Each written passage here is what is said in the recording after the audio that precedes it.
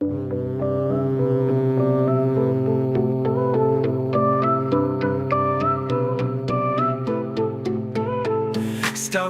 been a ghost ship, 20 years of empty claims, with hangars full of garbage and dreams that never came. Now he's fishing for new suckers to store more junk inside, while promising his gullible fans hover cars and free energy rides. We are working on anti-gravity. As soon as we get financed, which again is coming very soon. Divine insights were handed down, but now they cost a fee.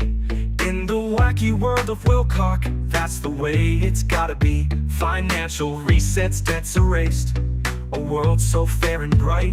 The alliance never came, and neither did his wife. The wacky world of Wilcock, where make-believe is real. It's the wacky world of Wilcock, where make-believe is real. Just buy my course, $300. Enlightenment's the deal. In the wacky world of Wilcock, where make-believe is real. Extraterrestrial pals, they're coming here to stay. Disclosure's always just around, but aliens delay. Law of one, the Bible, Bhagavad Gita, all mixed up in one. David's stealing from the best, but his fans think it's a brand new one. Plagiarizing profit, that's his favorite routine. In the wacky world of Wilcock, where nonsense reigns supreme, we'll all get rainbow bodies, whatever that might mean.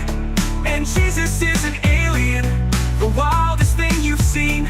David's on a hero's journey through dimensions far and wide. Draco reptilians know where he lives, so in his mansion he must hide. Catastrophes and end times, we're on the brink, he said. But my coffee's brewing nicely, and I'm still in my bed. The wacky world of Wilcock, where make-believe is real. It's the wacky world of Wilcock, where make-believe is real. Just buy my course, $300. Enlightenment's the deal. In the wacky world of Wilcock, where make-believe is real. No one's suffering like David in his mansion grand and tall, with bison, steak and chicken, he's the loneliest of all. His teeth are fake as his prophecies, and courses that he sells. In the wacky world of Wilcock, he's ringing all the bells. If we bathe in our own urine, we can gain superpowers. Doing the bath does help. Or you urinate before you get into the bathtub, and then you drink new water out of a glass, and when you're in the bathtub, you can do a little more. Buy my course, $300. Enlightenment's the deal. In the wacky world of Wilcock, where make-believe is real. His PowerPoint slides are packed with schizophrenic rants, forced to stream on YouTube now, bankruptcy's a stance. Stavati Aerospace, a Ponzi scheme they say, so pay pigs better pay up, or like Corey Good he'll stay. So many dates, so many dreams, none of them come true. But hey, don't fret, just buy the course and I'll enlighten you. For God's sake, take the deal, okay? But you have to take the deal and you have to cooperate. Rise, rise, rise. And you feel yourself, kinetic energy of levitation, tingling across your skin. In 2012, we'd all ascend, a cosmic shift was due. But here we are in 24, and nothing much is new.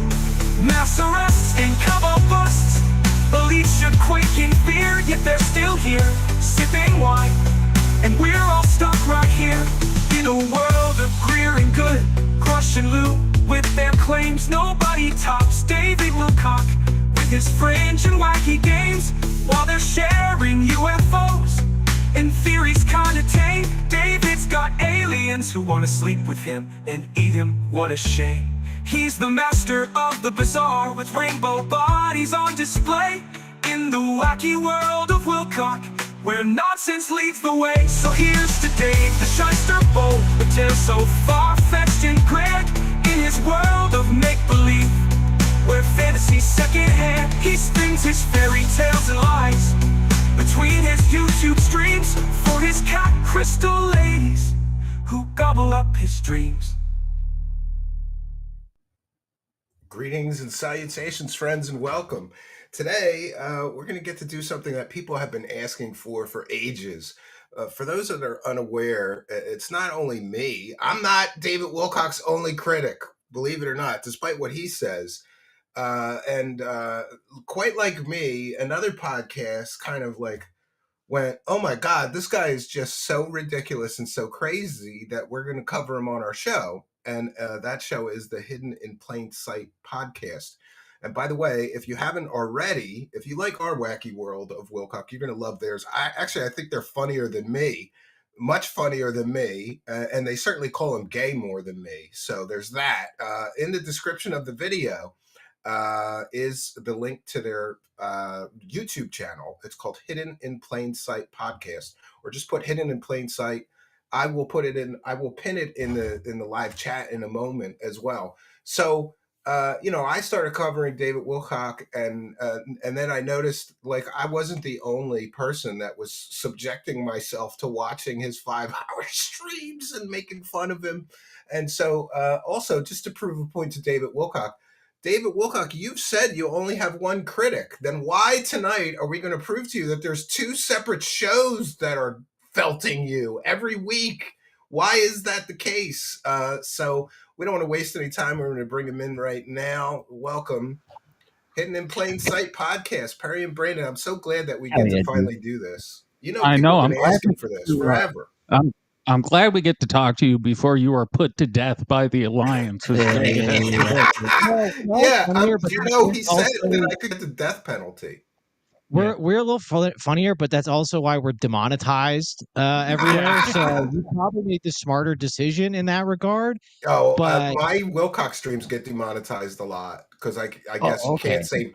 Apparently, you can't say, there's a limit with the algorithm. Like, you can only say butt banging so many times in one stream before they just shut the money off. They don't like exceed that limit. Yeah, well, they deemed as harmful to our viewers' health, as they put it, which I don't know. It's not our content. I don't get why he gets to make all the money and we don't. That's, what? That's been my argument with Team YouTube. Every time they demonetize me, I tweet at Team YouTube and I say, wait, so you're saying that this guy can tell his viewers to take baths and piss to get superpowers and that's advertiser friendly, but me being critical of him, you turn my ads off. And a few times it worked. They were just like, yeah, we'll turn it right back on. You're right. That guy's nuts. What I like about this bath, and it's kind of a underrated, is that they're comfortable. Yes, well, that on top of that, there's an underrated element people don't focus on, which is the reason you have to pee in your bath. As David said, it's because you got to get the DNA from inside of your body. You have to put that on the outside. I don't know why he chose piss as the way to do that instead of, spitting in the tub. Do you think he's seen cum eating instructionals yet? Almost. Can we convince him to do that next, you think? The angel has to tell him to eat the cum. The angel has to tell him to eat the cum. You got to play. Eat the cum, David. It's the only way we hit fourth density. I really think, I joked about this before, I really think that if he really is talking to an entity, it's got to be like demons that have like bar bets with each other. Like, watch what I make this asshole do. I'm going to tell this asshole to take a bath and piss. Let's bet if this asshole will do it or not, right? Absolutely. The demon's like, but I get him to bathe in his piss. Like, nah, you can't. No, I can totally do it. Watch. I can really do it. Watch. Yes. Yeah, it's like if you've ever seen the anime Death Note, it's just all the demons in their demon realm, just like, watch what I get these stupid fucking humans to do. They're fucking dumb, dude. Charles McDonald is asking, one for the goal. Has he found a box of dildos yet? No, but we're going to do the big reveal on my birthday, May 31st. And when you see where I buried that box, it's that ridiculous. Ascension date? May, that's right around when David said we'll be, Yeah. So I've been saying that David Wilcock is an idiot because every good grifter knows you don't give a hard date. And he gave a hard date of May for Ascension and open extraterrestrial contact. And when it doesn't happen, he's going to have to move on from the angel grift to a new one. He's going to have he's already kind of moved the date. He said it was going to be June or July now, but I actually think he is making the pivot, which is the new Christian angle he's taken. Yeah. I really hope what he goes with is the reason my date was wrong is because of the Jews. Well, What's going on? He's been turning. He basically called all Jews devil worshippers recently. Yeah, and that's just one step away from the devil worshiping, blood drinker, anti-Semitic stuff. Like, and thank you, Charles. I'm so happy we talked this into existence because this is David's final form. This is Super Saiyan 4 when David goes fully anti-Semitic. It rules so hard. And PE18 with 5 says AI is getting really good, Steven. Praise the cash. Obviously, you're David's only critic. Yeah, these are AI avatars. That's what we do. We just made them up. This is ChatGPT. I hate that that's thank you. One for the goal. I hate that that's going to be true in like 12 months. Yeah, it's getting pretty freaky. Yeah. You'll be able to fully fake a podcast host, if not already. You're right. In a year, you'll be able to fully fake one. They're gonna put 90% of my industry out of work, but it's so fun to make AI stuff that I can't even be mad about it. We do get cool parody songs. Yeah, well, I get to make smiling Indians making cheeseburgers, and I'm like, well, this is fun. I'm not that mad about it, right? You know, but I always thought that AI would do the shitty work I don't want to do and leave all my time free to do fun, creative things. But it turns out that they're going to do all the creative stuff, and we're just going to tell it to do. It's weird. It's not what I expected. Yeah, no, we're going to be working the factory at the Amazon warehouse that we all work at while the AI with the shock collar and then plays gay parodies when we don't work fast enough. People don't realize it, but there really is an AI apocalypse coming because soon they're going to have self-driving trucks and cars. They already do, but soon they're going to be really good. And that's going to put tons of people out of work. And then what people don't realize is like even lawyers, analysts, credit analysts, stock analysts, they're all going to be out of work. So like, where the hell? You're right. We're all just going to work at the Amazon warehouse. That's all the thing we have left. We're going to live in the pod. The Matrix is coming. You better just get comfortable with it. There's nothing we can do. I don't know what you're talking. I'm going to work at Stavati. That's very fair enough. Fair enough. The only viable company left is hover cars and David's Tesla batteries. Yeah. Well, I think like, So on Stavati, he really thinks. Do you guys think this is what I think happened? I think that he gave them like 1.5 million, like he said, and then that he's so fucking such a moron that they keep telling him they're going to get funded and give him his investment back, but it never happens. Is that your take on it? That's what I think is going on. Pretty much. I don't think David is grifting with Stavati. I think he is the mark that has been let dry. Yeah, David is. This is the only thing I'll give David. He's far too stupid to be this conniving. I am convinced they're giving him fake paperwork. They're giving him fake investors, and he's just too stupid to know any better. So I think he's just being conned. I think in all of this, I think Chris Beskar and I think Corey Good are the villains. I think they're bad people. David, I still think David and I will be friends one day. I refuse to give up that relationship. We will eventually be friends with him. Yeah. We're going to do what Kino Casino, as we were talking about earlier, did with DSP. That's going to be us and David Wilcock at some point. We're going to befriend him. We can lead him back to the promised land. Yeah. I can fix Dave. I mean, I can't fix all of David. No, you can't. Yeah. I can fix some of David, though. Well, you know what's funny is I thought for a while, like, I could really use some money. What if I contacted some of the grifters that I destroy and I say, like, listen, I can tell you how to fix your grift and be in the back, like the Wizard of Oz, and you just go up front and you get all the money and you split it with me and I'll help you grift. Like you could fix his grift.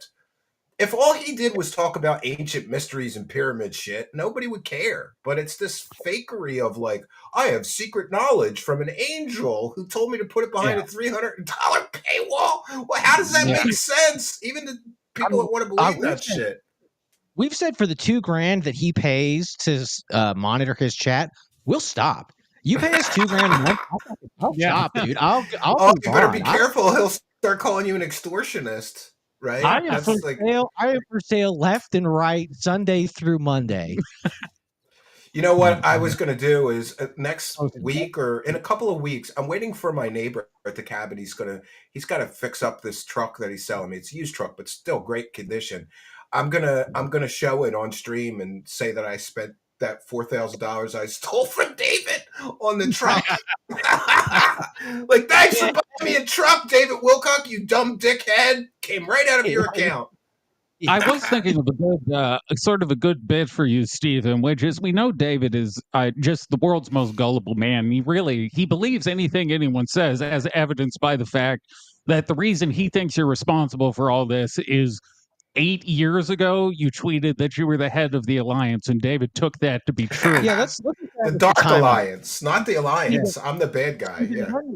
When did you start with David? Because I think we started 2017, I think. 2017. Okay, so yeah, you precede us by a few years. I don't know exactly when I can pinpoint David going absolutely crazy, because there are two different Davids. You know, he's always been kooky, but I think I assume it's when his marriage fell apart. Absolutely. And he started sneaking up on yogurt. Yeah. That I think that's when he broke up with Corey Good and his wife in the same couple of months. And I think that drove him like a little, like vaginal withdrawal is real, man. Well, he didn't go a little crazy. He was walking around the forest in a burlap sack. He went as crazy as humans could possibly be. He's talking to turkeys and squirrels and shit. And he thinks that he's their god. Yeah, and a fucking burlap sack. Yeah, so you know what? I started because of the Corey Good thing. Like, I was aware of him, but I just wrote him off as like a kook. I didn't think much of ancient alien theories and that kind of stuff. And I was around, and I remember him grifting. This is how far back that I was aware of him. I remember him grifting, and people kept sending me the Ascension 2000 website and saying, "Oh, Ascension's going to happen." And then he did it again in 2012, but I didn't have a show or anything. I didn't really cover him. But 2016, 2017, when he came out with the Corey grift, I was just fascinated. I'm like, how could anybody believe this shit? Like, how could anybody believe that this guy went on secret space missions? Look at him. Look at him. That's really where we jumped into, is that cosmic disclosure. When we saw the first episode of on Gaia, it was just like, this is crazy. The most insane Well, thing. it wasn't even that. It was the speaking circuit, because that's where he got so big. And it was like Corey was this. He's almost mute. It's kind of like Penn and Teller, where Corey just didn't fucking talk. But David is so, because to David's credit, he's wildly entertaining. David will always be probably the most entertaining UFO lolcow, as I call them, of all of them. David could. My pitch for David is we just react to TikToks, and I think it'd be funny. I don't think David even needs to do UFO content. I think he's just a funny human being. But he had Corey, and it was just like, well, Corey doesn't even fucking talk, and anytime he talks, he sounds like a fucking idiot. And it's like David is. I love Corey. He's always saying if you listen to Corey talk, because he's thinking of lies to tell. He's stalling for time. It's like a classic pathological liar. And then we went on to the alien ship. And we found some special computers, and then we took them back to our ship. It's like, dude, you're just making this shit up on the spot. You're not even trying, right? And Christina Diaz with one for the goal. Suffa Wilcock praised the cash. And I'll try to read every single one, but if we miss any, we'll read them at the end. Lemon, this is a super sticker. Goddamn, I've had this software for months, and they keep telling me they're going to figure out how to translate the fucking super stickers. I got to read the super sticker. Lemon character doing shoulder shimmy dance moves. Right? Thank you, RP. I thought that was the super chat. Yeah. Some weird gay innuendo that David sent us. I think you're right though. He went batshit crazy right about the time that he had vaginal withdrawal, and I guess he couldn't bang Corey in the butt anymore because they broke up. David's the bottom. Let's be honest. David's not. He's the bottom bitch. He's definitely a bottom bitch. Yeah.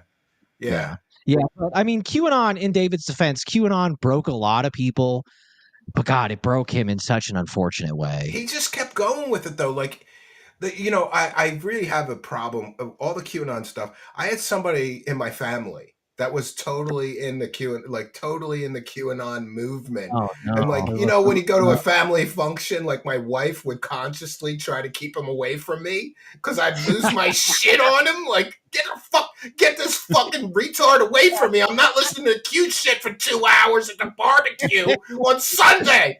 But most people, even him, most hardcore believers of the QAnon grift gave up on it because it was all fake and some pig farmer getting a rise, joking with people on the internet, like one big hoax. But David just his whole show now is sharing Qtar Telegram posts. It's ridiculous. Yeah, Who didn't give up on this stuff? What really broke him is, you mentioned Ascension 2000 and stuff. He had swung and missed horribly before, but there were big gaps between his swings and misses. He does the Cosmic Con shuffle. He shuffles away for a while. Hopes everybody forgets. Shuffle back in with new bullshit. He's going to be doing that on May 31st this year. He's going to have to. This is the interesting part, because he's not going to be able to do that because he has to pay his bills. He has to stream for money. He's not going to be able. He's not going to be able to. I think he's going to crack sometime in July because even his moron followers are going to start asking, like, what happened to Ascension by May? Why didn't it happen?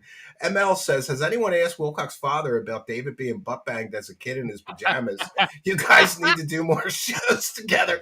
Thank you, ML. Yeah, the fact that he saved his R pajamas. Like, he saved the pajamas he got butt banged in as a kid. He saved them. Who does that? And his explanation for him about how the lemon character, that lemon character doing shimmy dance moves again. Yes.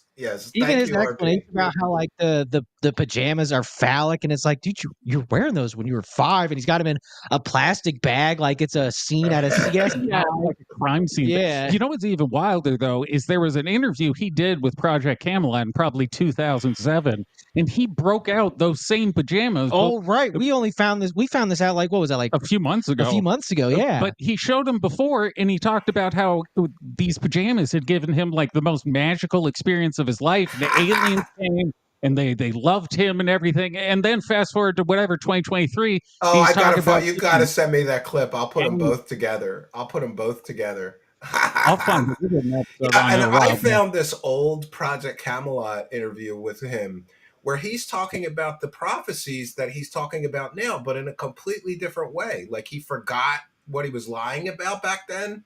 He never said Ra. He never said Archangel Michael, and he never said Ascension's coming by 2020.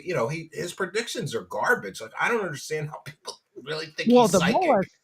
The molestation really came out of nowhere. This goes to my theory of David becoming the main character of anything he talks about. I think because he covered QAnon and talked about like child trafficking and stuff. Jeffrey Epstein, he had to become Epstein, He decided. Well, he said when he was at Disneyland, Ghislaine Maxwell was able to traffic him. The animatronic devil. Yeah, took his butt. He got. And isn't that bizarre? Like, oh, my grandpa worked for Disney on animatronics, and then he took me to Disney so that everybody could butt bang me. Like, thanks, Grandpa. Thanks. Yeah, he basically blames his father for getting like molested at Disneyland, and it's like, yeah, no wonder your father hates you, dude. You're trafficking you to Ghislaine Maxwell at Disney World. What do you think he likes you still? I would be an angry daddy too if my kid was. I'd have had it too. My dad took me to Disneyland so I could be ritually abused and butt banged. Yeah.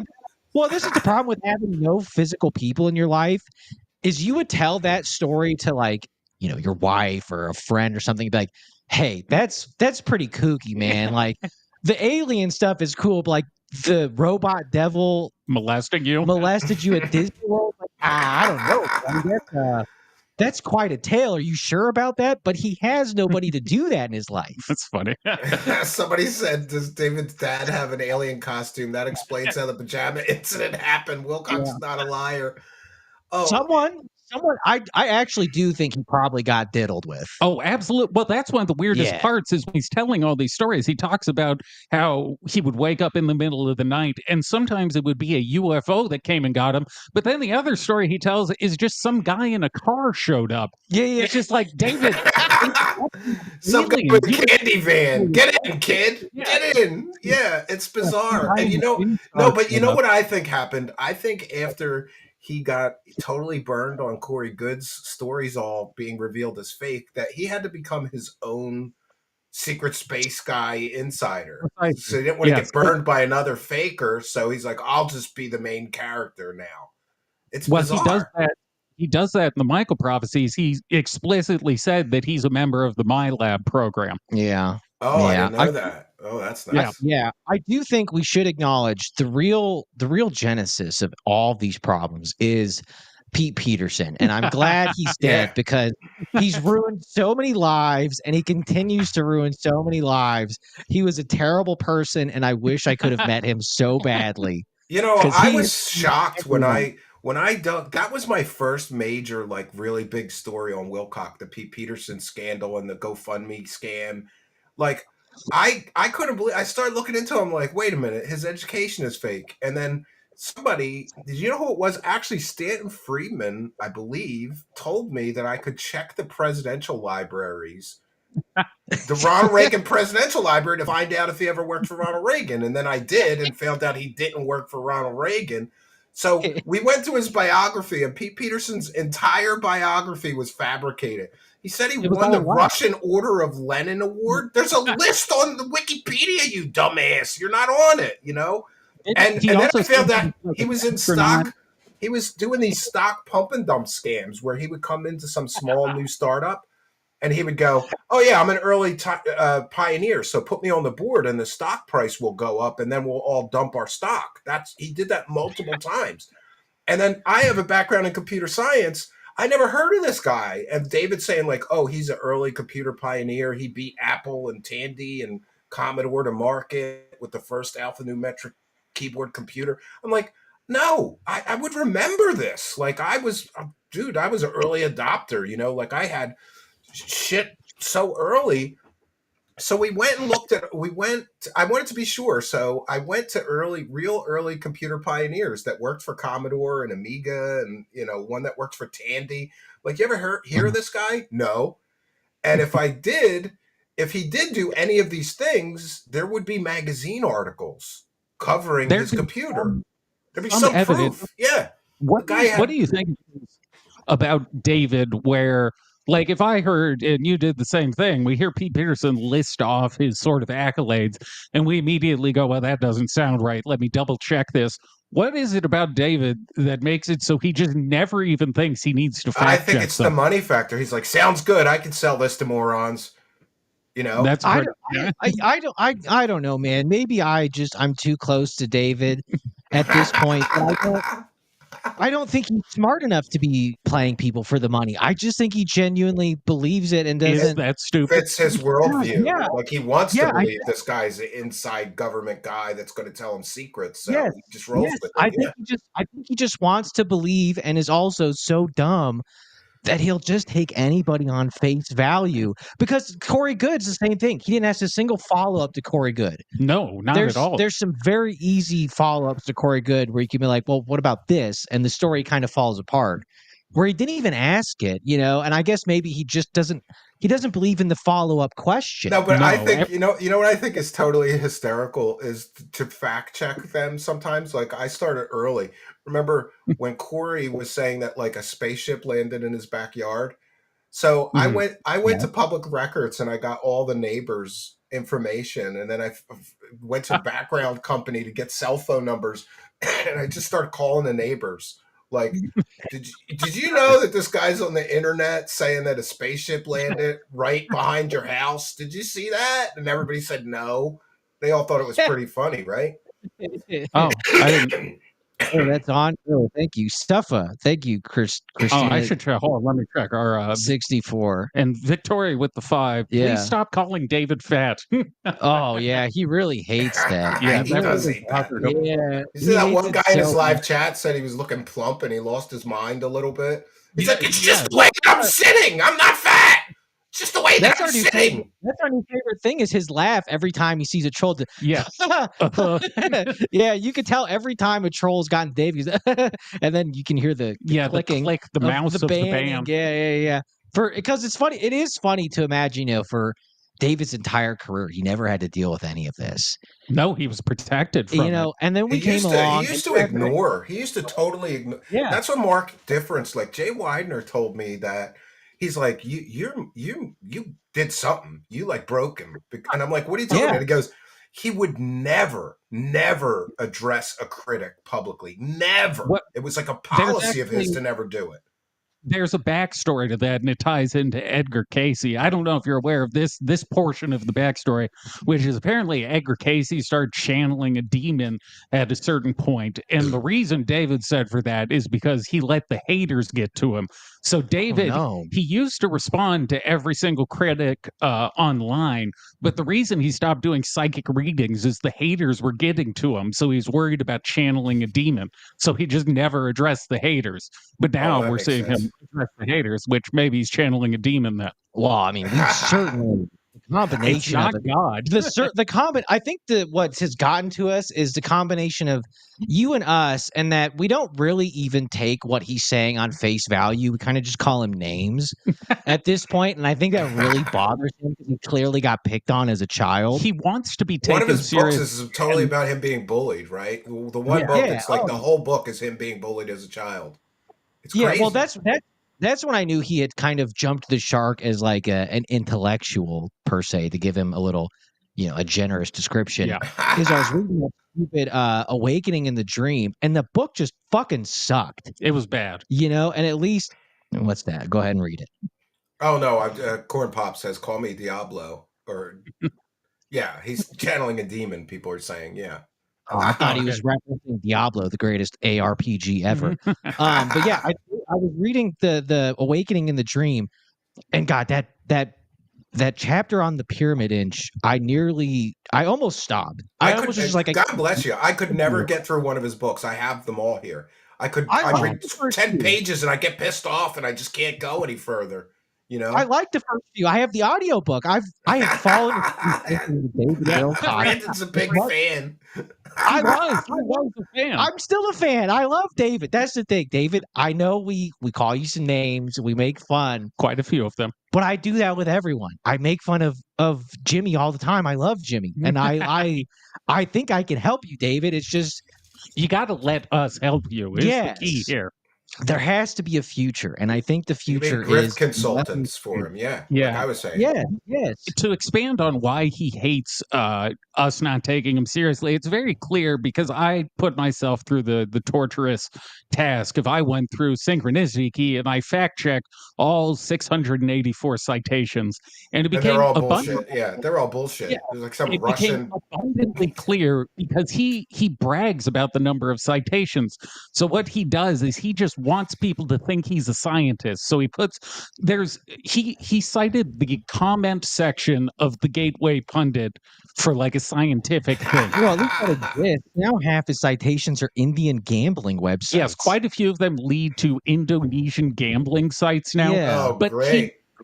He wants to be a serious scientist, so I think just to have a group of guys just calling him fat and gay, I think that really cuts to the core of what he wants to be. I would love to be a fly on a wall and watch him watch our gay when we turned him gay. Those clips, the Gayifier 2000, we applied that software suite to him and turned him totally flaming gay. I would love to see, because he's such a narcissist that, like, people have told me that he takes any little criticism like a knife to the chest. So that's pretty humiliating, somebody turning you into a flaming gay dude, You probably love Sexy David then, because the Sexy Davids David's awesome, yeah.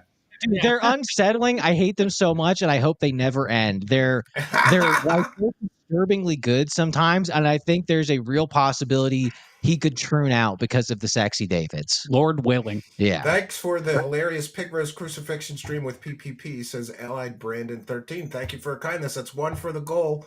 And I forgot, speaking of Sexy David, I forgot that we have a special way to thank Super Chatters here. I don't know if you guys have ever seen it.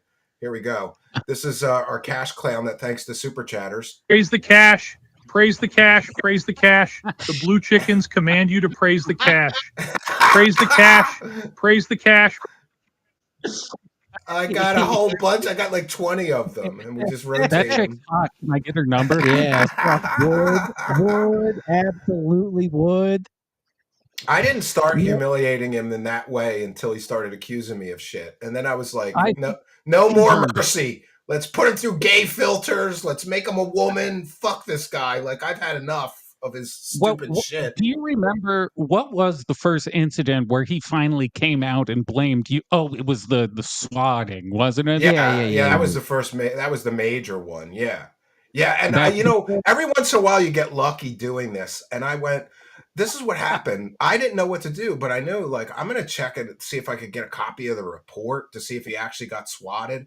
So I just called Boulder County Sheriff's Records, and they connect me to records. And I got what I love to call a chatty Cathy, just this nice girl. And she was bored at work, and I'm trying to explain what happened. And she was like, the blonde, she's Googling, she's like, the blonde guy from Ancient Aliens said you got him swatted? And I go, yeah. She goes, that's terrible. And she goes, ooh, there's body cam footage. And I go, you're kidding me. Can I get that? And she told me how to do it. She's like, yeah, fill out this form, send us $50 or whatever it was like 100 and something for all of it. And yeah, I was just like so shocked that we were able to get that because, and to prove that he has no shame, we cut together, Steven got me swatted. Steven got me swatted. Our friend Steven got me swatted. Yeah. He said it like 20 times in the stream. He couldn't have mistaken, like if he said it once, okay. He was clearly trying to tell his audience that he got swatted. So then we show the footage. There was no swatting. And he just went right back to doing his show the next week like nothing happened. He has no shame. The weird part on that is I think it was a week or two after the footage got exposed, he had kind of walked back the swatting claim. He tried to call it something else, but then last week he was right back to calling it a swatting. Well, it has to be because it's the most pathetic footage ever because it's him hiding in his room while very polite Colorado officers leave a card at his door. 2 women, too, Yeah, 2 women. And honestly, I'm considering adopting a dog just so I can be like, my dog is dying. You guys need to send us. If I don't get 1,000, I'm going to bring the dog on stream. Yeah, get a pathetic looking dog from the pound that looks like it's half dead. With the kind that sticks its tongue out all the time and leaves it out, Just get a pathetic dog. Like, poor Muffy is ready to die. I'm going to need some money. Oh, no, I'm going to call it Girly. I'm going to bring it on stream. Like, if we don't get $1,000 in super chats, I'm going to put the dog down. I'm going to kill it. I can't afford the dog anymore. If we don't get $1,000, the dog. We're going to execute this dog right next to Steve in Canada. Well, it's funny that people got so pissed off from him neglecting his dog that they reported him to animal control. And it's even funnier that he blamed me for it. And then I found who did it. And we got statements from him saying, I reported him. And what suspicious timing. He puts the dog down like the day before they come to check on the dog. That's called hiding the evidence. As soon as people start talking about that as a possibility on Twitter, suddenly David decides the very noble thing to do is finally put his dog out of its misery. There's only so many times you talk about how your dog is can't walk and is shitting black diarrhea all over the carpet. Yeah. You're like, hey, put the dog down. You get a new dog, man. Like, this is cruel. What are you doing? Or at least take it to the fucking vet and maybe get some medicine or something. Well, he's only making $258,000 a year. There's no money in the budget for a fucking vet. Fuck that dog, right? That's also what's amazing about David's evolution is he went from making so much money between books, Ancient Aliens, and the speaking circuit to where he's always doing the live streams, but I don't think he even read super chats. I don't think he even knew what they were. I credit it's my fault. I busted his balls every show for a year. Like, look at this prick. He's such a prick. He doesn't even give a general at the end of the show. Thank you for the super chat, guys. Thanks for all the super chats. So I said, doesn't he know how live streaming works? He's supposed to be reading them, this moron. And I swear I must have said it like 100 times. Eventually he went, oh yeah, maybe I should read those super chats. He doesn't even read them all. He only reads the bigger ones when he notices. Oh, he gets fucking too many because his audience, and once again, at this point, I genuinely blame his audience more than I do David. Yes, their fault. They're enabling his grift. Yeah. They genuinely have to be some of the dumbest people on the planet right now. also increasingly becoming more foreign. We have theories, but I'm not sure why. But yeah, he went from making so much money in his other ruses to now it's the only thing he does. I mean, his streams went from 3 hours on the dot to now like we can't 5.5, 6. Yeah, we literally don't have enough time unless there's another pandemic to watch 6 hours worth of David. We used to watch the whole thing. You know what Now he does? He does. He does what I do. You don't stop until the super chats stop. You just keep going. When the super chats dry up, 20 minutes with no super chat, time to close the stream down. But his morons just keep sending money and money and money, so he keeps going. Well, half the time they do it right up front. He'll make $1,000 in like an hour. Yeah, in the first 10 minutes. It's Richard Whitney's $500. I know. I watched one stream where he didn't even start yet, and he made $1,000. I was like, what the what? Yeah. You know, one of the other things I love, I wanted to get your comment on this, the fucking slides. Like, he gets constipated and he makes a slide about it. Like, I don't understand. Like, does he just think if he puts it on the slide, it makes everything believable? He puts everything on the slides.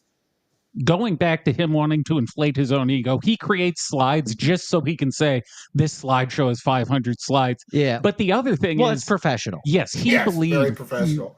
He literally believes that he is a prophet of God, and as such, eventually in the future, we will all be studying Prophet David and his works. Yes. So he needs to write all these things down so people in the future can read about the great David Wilcock and his bowels and how he dealt with the issues associated with them. I think he was butt banged. That's why he has so many butt problems. He's always talking about butt problems, whether he's taking it like a musket.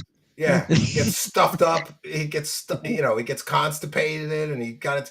He put that he's constipated on a slide. Like, who does that? Like, I was constipated last week. I got to make a slide about this for my audience. Like, Jesus Christ. Part of that does have to be that Beth is no longer there and he doesn't have to impress a woman. Right. He's given up. There's the post-Beth era, the slides and just everything in general. He didn't do characters until Beth left. That's true. There was no Tranmar Angry Daddy. Somebody said that he was watching my show and he was like, oh, I should do characters because I did stuff like that. I don't know if that's true, but it'd be funny if it was, like him ripping me off. He did say in one of the streams, because I believe he was yelling about how you were ruining his life, but during that yelling, he knocked over a glass of water, which is, of course, God telling him that he was too angry. And then he did give some nice words. I believe he said, you did funny characters. I think that's pretty much confirmation. I mean, thank God. The characters are the only redeeming part of the stream at this point. I love the characters so fucking much. I think they're pretty lame. Like, I don't know. Like, they're horrific. Honestly, if they're so cringy, if you had a friend that had a show and he was doing those characters, wouldn't you say like, dude, that's cringy. Don't do that. It's really shitty. Absolutely. But this is why I've dubbed David Wilcock the UFO lolcow, because he's he's honestly, the lolcow community doesn't even know what they're missing out on, because he's one of the cringiest and craziest people on the internet. All the ingredients are there. He's better than any lolcow active right now. One, he makes like 10 times as much money as most of them do. He makes an insane amount of money. For all we say about David, he still crushes on YouTube. He's getting the paper. He crushes on YouTube. Two, his characters they're all the same voice half the time, which I love. And they all have a cigarette. They all have a fake cigarette. Yeah. Do you think the cigarette, I'm just doing this because I just saw you smoking. Yeah. I think it's from me. Yeah, I think it's from me. I think it is. That's so cool. I hope you start getting him to say slurs. Yeah. But he's too much of a pussy to smoke a real cigarette, so he's got... And believe it or not, I know exactly what he's got. They're called puff cigarettes. You could get them at any novelty or magic shop. And they have like powder in them. You can blow into them, and it. I used to be really into cigarettes. So we looked them up on Amazon, and it's like $10 for like 20 of them. Yeah, a whole pack of them. Yeah. But he's never smoked a real cigarette, so I used to use those because almost I did some tricks with cigarettes. Like making cigarettes appear and splitting cigarettes and vanishing cigarettes and. Like some theater owners, I was using real cigarettes. They started freaking out. They were like, "You can't smoke in here. Are you crazy?" So I started using those. But I liked the cigarette part of the act because I put it right in the middle because I smoke. So I needed a cigarette by the middle of the show, and I could smoke and get away with it.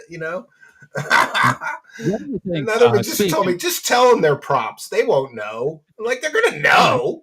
It's a trick. No one there gets paid enough to care. It's like fucking TSA. They don't fucking give a shit. They're minority. They don't care. Speaking of David and smoking, do you actually believe he has quit smoking weed? Because I pray to God he has not.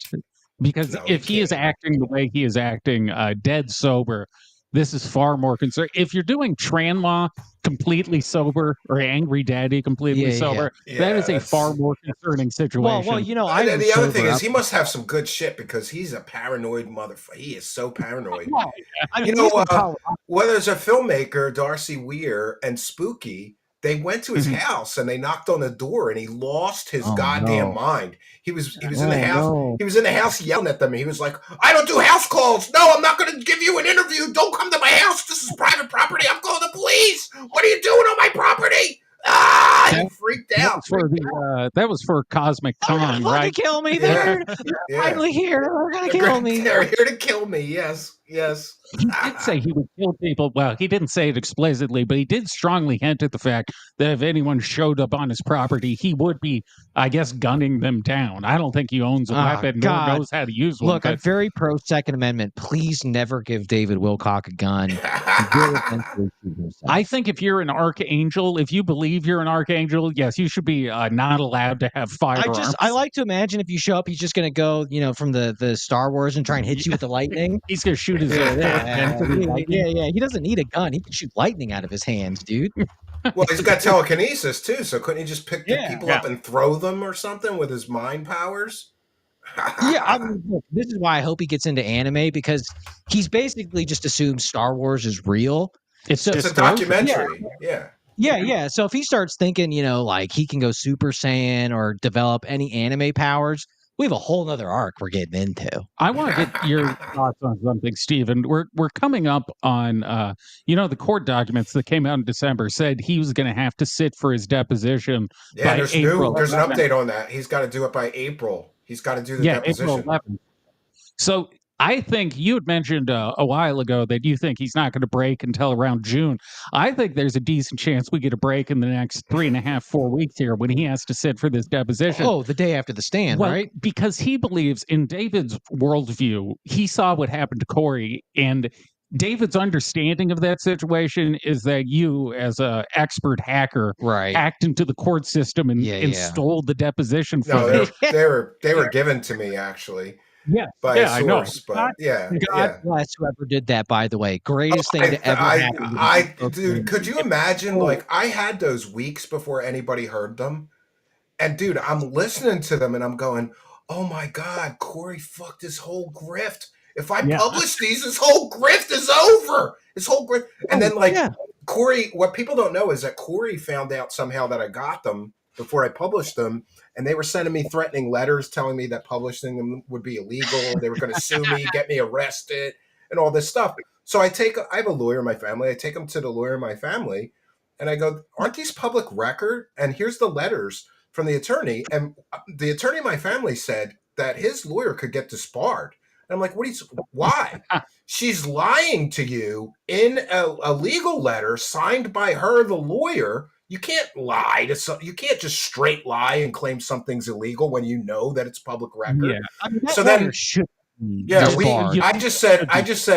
I finally just said, if he's going to sue me, he's going to sue me, because putting these out is of such public benefit. I can't not put them out. And I thought about leaking them to other people, and I just said, nope, I'm going to put them out. And to this day, I'm glad that I did that, because have you seen his YouTube numbers? He's getting like 22 views a day now. Corey. Dude, they're horrific. They're horrific. And honestly, it was good for the UFO community as a whole, because it blew so many other people's credibility out of the water who were clearly just retarded. Like, I believe a lot of the UFO stuff. I just believe a lot of these people are fucking stupid and they're retarded. And if the aliens are choosing them, I don't trust the aliens. So releasing that, like, well, if you talk about the secret space program at this point, or the Dark Alliance, Dark Alliance, anything, like, I immediately have to question not only your integrity, but whether or not you have like a functioning IQ. Well, who's Dr. Eyebrows? Michael Sala. Michael Sala. Because Caterpillar he wrote this whole He's book on my about shirt in the thumbnail, his eyebrows. yeah. They're amazing. They're incredible eyebrows. It's really, those might be the most extraterrestrial things I've ever seen, is that his fucking eyebrows. Well, I think the bit we came up with was the eyebrows are UFOs controlling his brain. It's like Ratatouille. Yeah. The eyebrows are the aliens. But he wrote this entire book about Antarctica, and the entire book is based on the testimony of Corey Goode, who said he went to Antarctica to hang out with the ant shark. And then, the fucking deposition comes out, and he says neither of those things happened or are real. Potentially the most damaging deposition. Michael Sala, if you didn't know it, threw him under the bus. Michael Sala did throw him under the bus. But the funny thing is, he's still selling that book, of course. He didn't stop selling that book of fake stories from Corey, It's available for free on the Avalon Library. What do you want to do? Sala's great. I have something here that we do called Wackadoo of the Week. Did you see one of his other insiders? He wears like a fucking paintball helmet on stream. He wears a paintball helmet. Yeah. The Hispanic guy? Yeah. He wears a paintball helmet on the show. We did an episode about him months ago. This guy? Months ago. A year ago at this point. And then he found the episode and commented, and the entire thing, his comment was, he was upset. He was upset we called him Mexican instead of Puerto Rican. He was like, I'm Mexican, Puerto Rican, get it right. Oh, okay. That was beach Mexican. Dude. Yeah, that was his whole takeaway. Yeah. Oh man, it's just crazy that like anybody would believe some guy in a paintball helmet talking about he went on secret space missions. Yeah, I don't think there was video when we do it. I think he was audio only, because if I see someone in a fucking retard helmet. Oh no, he's doing video. He's doing video now with the retard helmet on. What? Yeah. His name is JP. JP is the guy, JP is right? the insider. Yeah. Fucking Mexican. We're gonna call. I like to be pretty open-minded, but the two people that I wouldn't listen to is a secret space moron in a paintball helmet, or these super soldier guys on James Rink's channel. Oh, I love that's another guilty pleasure of mine. Who's the last secret space super soldier we did? Oh, God. Where it was like, could this guy do 5 push-ups if I asked him to? They're all fat and bald and out of shape, but they're super soldiers. Yeah, they're always worked, and it's like, dude, could you do 10 push-ups if I asked you to right now? He's the other big one. I can't remember his name right now, but who are the other big super soldiers? There's Randy Kramer. Randy Kramer, yes, and then.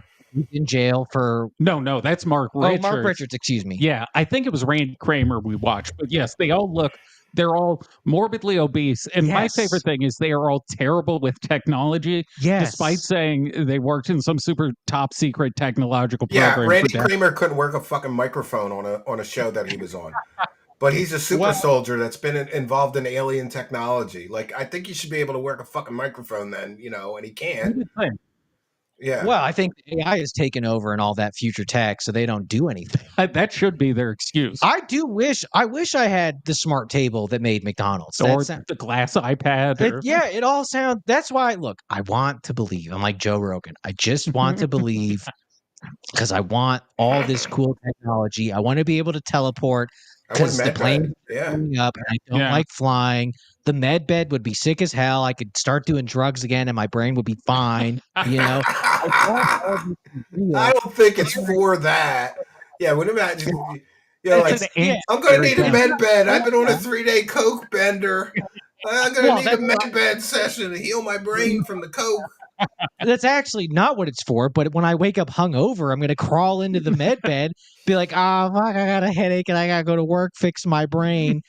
And I'll be good to go. And then I'm like, all right, that's a technology I can get behind. I think what kind of started the turn on David and Corey is they did go from talking about fun shit like that. Like, do you remember some of the Mayan space rocks? Corey's Fade to Black appearances where he'd talk about like doing a secret space marine mission where he went to Uma and like fought the Mayans. And then there was the episode where he ended up in the hospital because he said some guy attacked him in an airport or something. That was when he got shit-faced, I think, and had to be hospitalized. But David went on there and told the whole story about how like Gonzalez had been killed. Oh, I forgot about Gonzalez. It was my just favorite insider. It was just a whole grand cosmic opera, and then eventually it just turned into QAnon shit, which is like, who cares? See, David, the Mayans, they fly the rock to the moon. See, the Corey, he fight the Mayans on the moon in the rock. It's such lazy writing that he had all these other species. He had the blue avians, he had the golden triangle beings, and all then he the just Dorito heads, yes. and then he just had Mexicans in space. That was his thing for the Mexicans were the least technologically advanced. They just wore grass skirts. And they flew rocks. Yeah.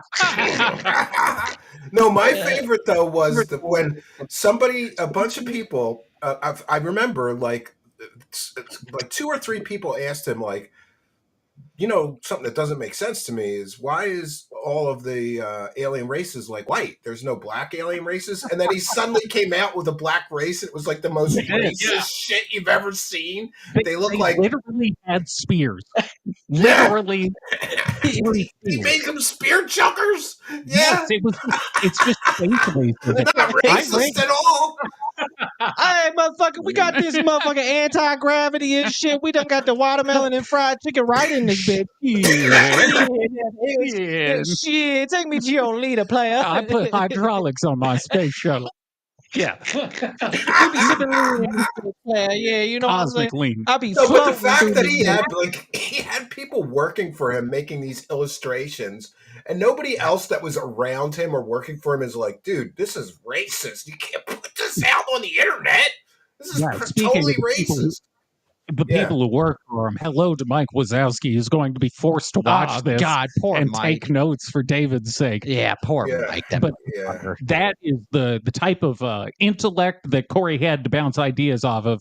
Is that very nebbishy looking Mike? Well, now again, if they pay that Mike Wazowski. He was once like got sent to Teresa Yannero's house, and she got rapey vibes from him, so she had to call somebody to come and take him away. Like, this guy's rapey. She used that word. She said he was rapey. She was probably right. Every time we see him, I hate to say it, like this dude has molested a child. He's got bad vibes. Yeah, it's just like he should be on a list. Keep him away from a playground. Like, don't let him near a public school.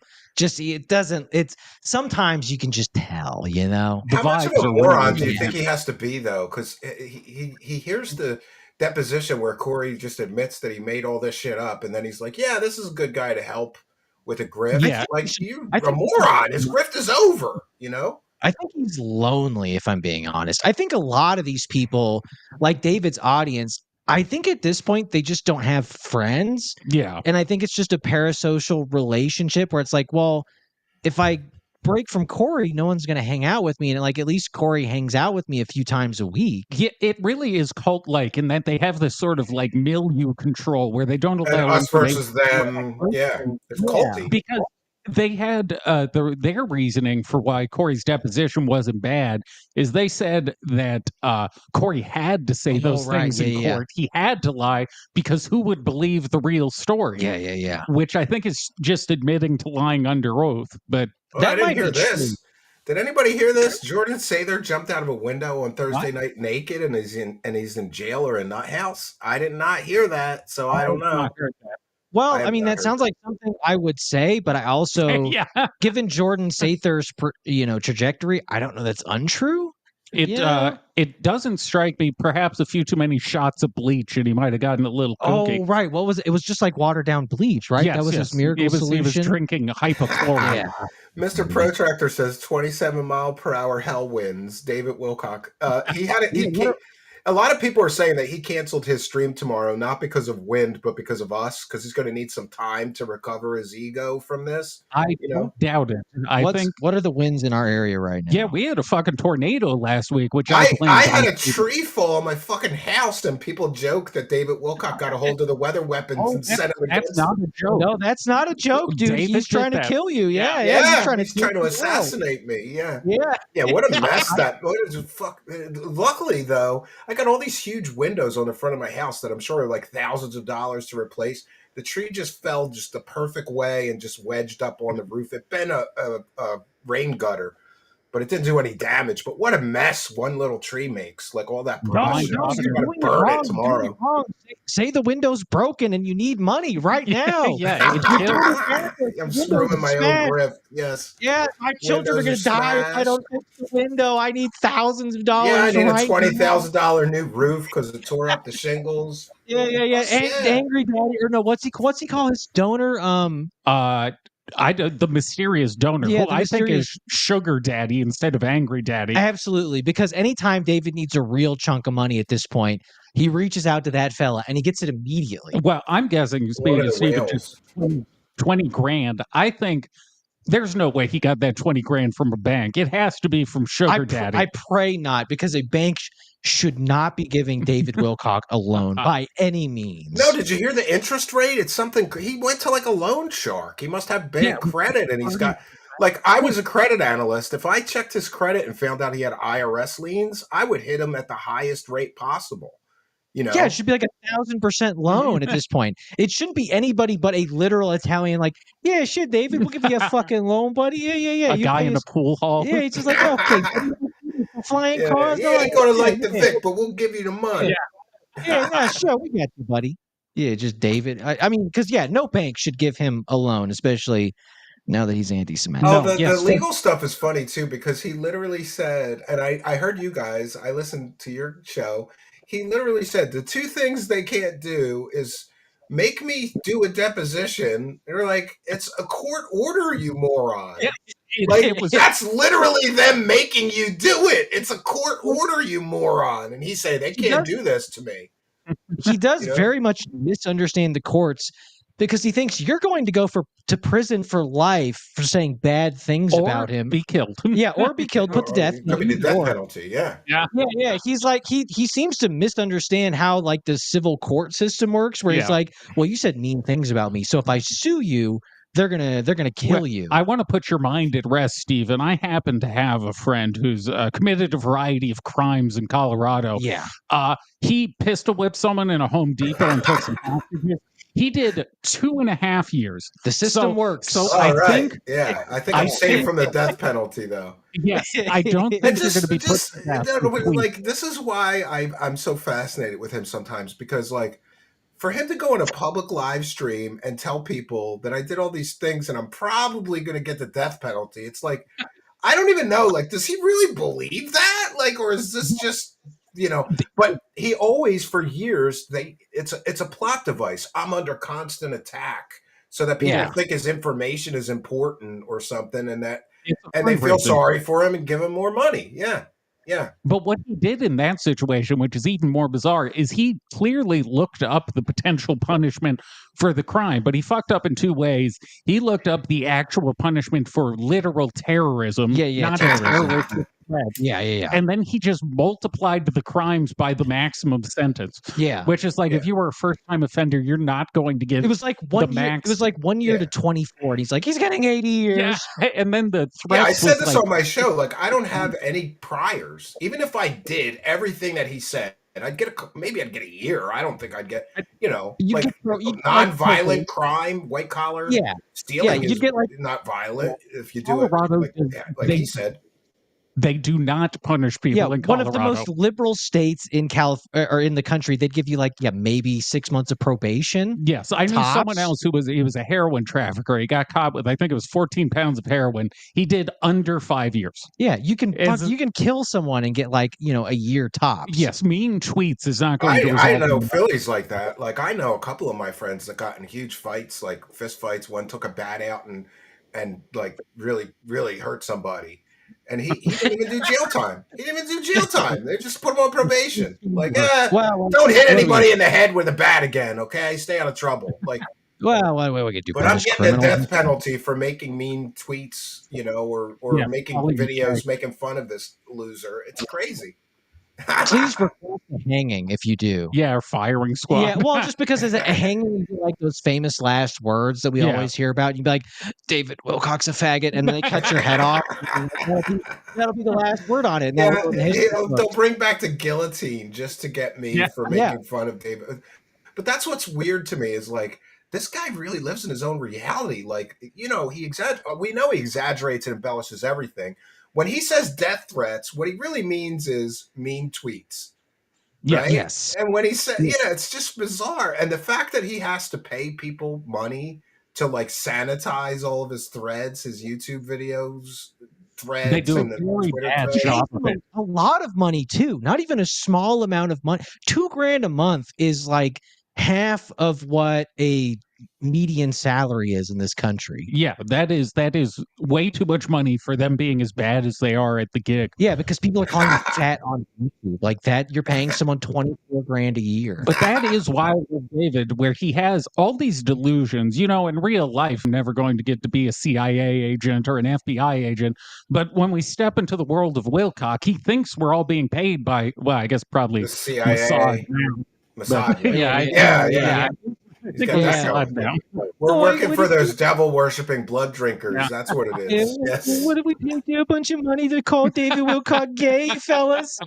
We got Could to you stop imagine the though war. what the meetings are like with the team of people he has? Like, does he get with them before stream and do like a Zoom call now? Like, listen, you can't let anybody call me fat or talk about my bald spot or any of that. We want to make sure you delete all the bald spot comments and the fat comments. Like, Jesus Christ, like grow a set of balls, bro. Like I can't imagine paying.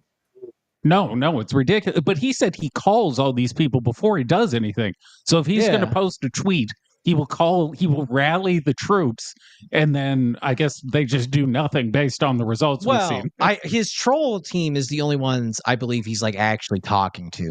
Yeah. Again, I think Stavati is giving him fake documents at this point, but I think he is in like, Microsoft Teams with a bunch of Mike Wazowskis like, you can't let anybody call me fat or gay in the chat. Yeah, you gotta ban them. You gotta ban them if they call me fat or talk about my bald head. Yeah. Did you look through the comments on that Stavati video? Oh yeah, that was beautiful. Like that's a perfect example. Like even the moron crystal hippie bitches are like, why are you making weapons of war if we're having ascension? Why is his team not deleting those comments is what I was wondering, because like it's probably too many. They could have been over. I'm surprised he didn't turn them off. But well, that might be admitting defeat. That's probably true. I'm still just disappointed Stavati never got back to me about the Black Friday sale. Yeah, we tried. Brandon called and tried to place an order for Black I watched Friday. that. And you know what? I stopped calling.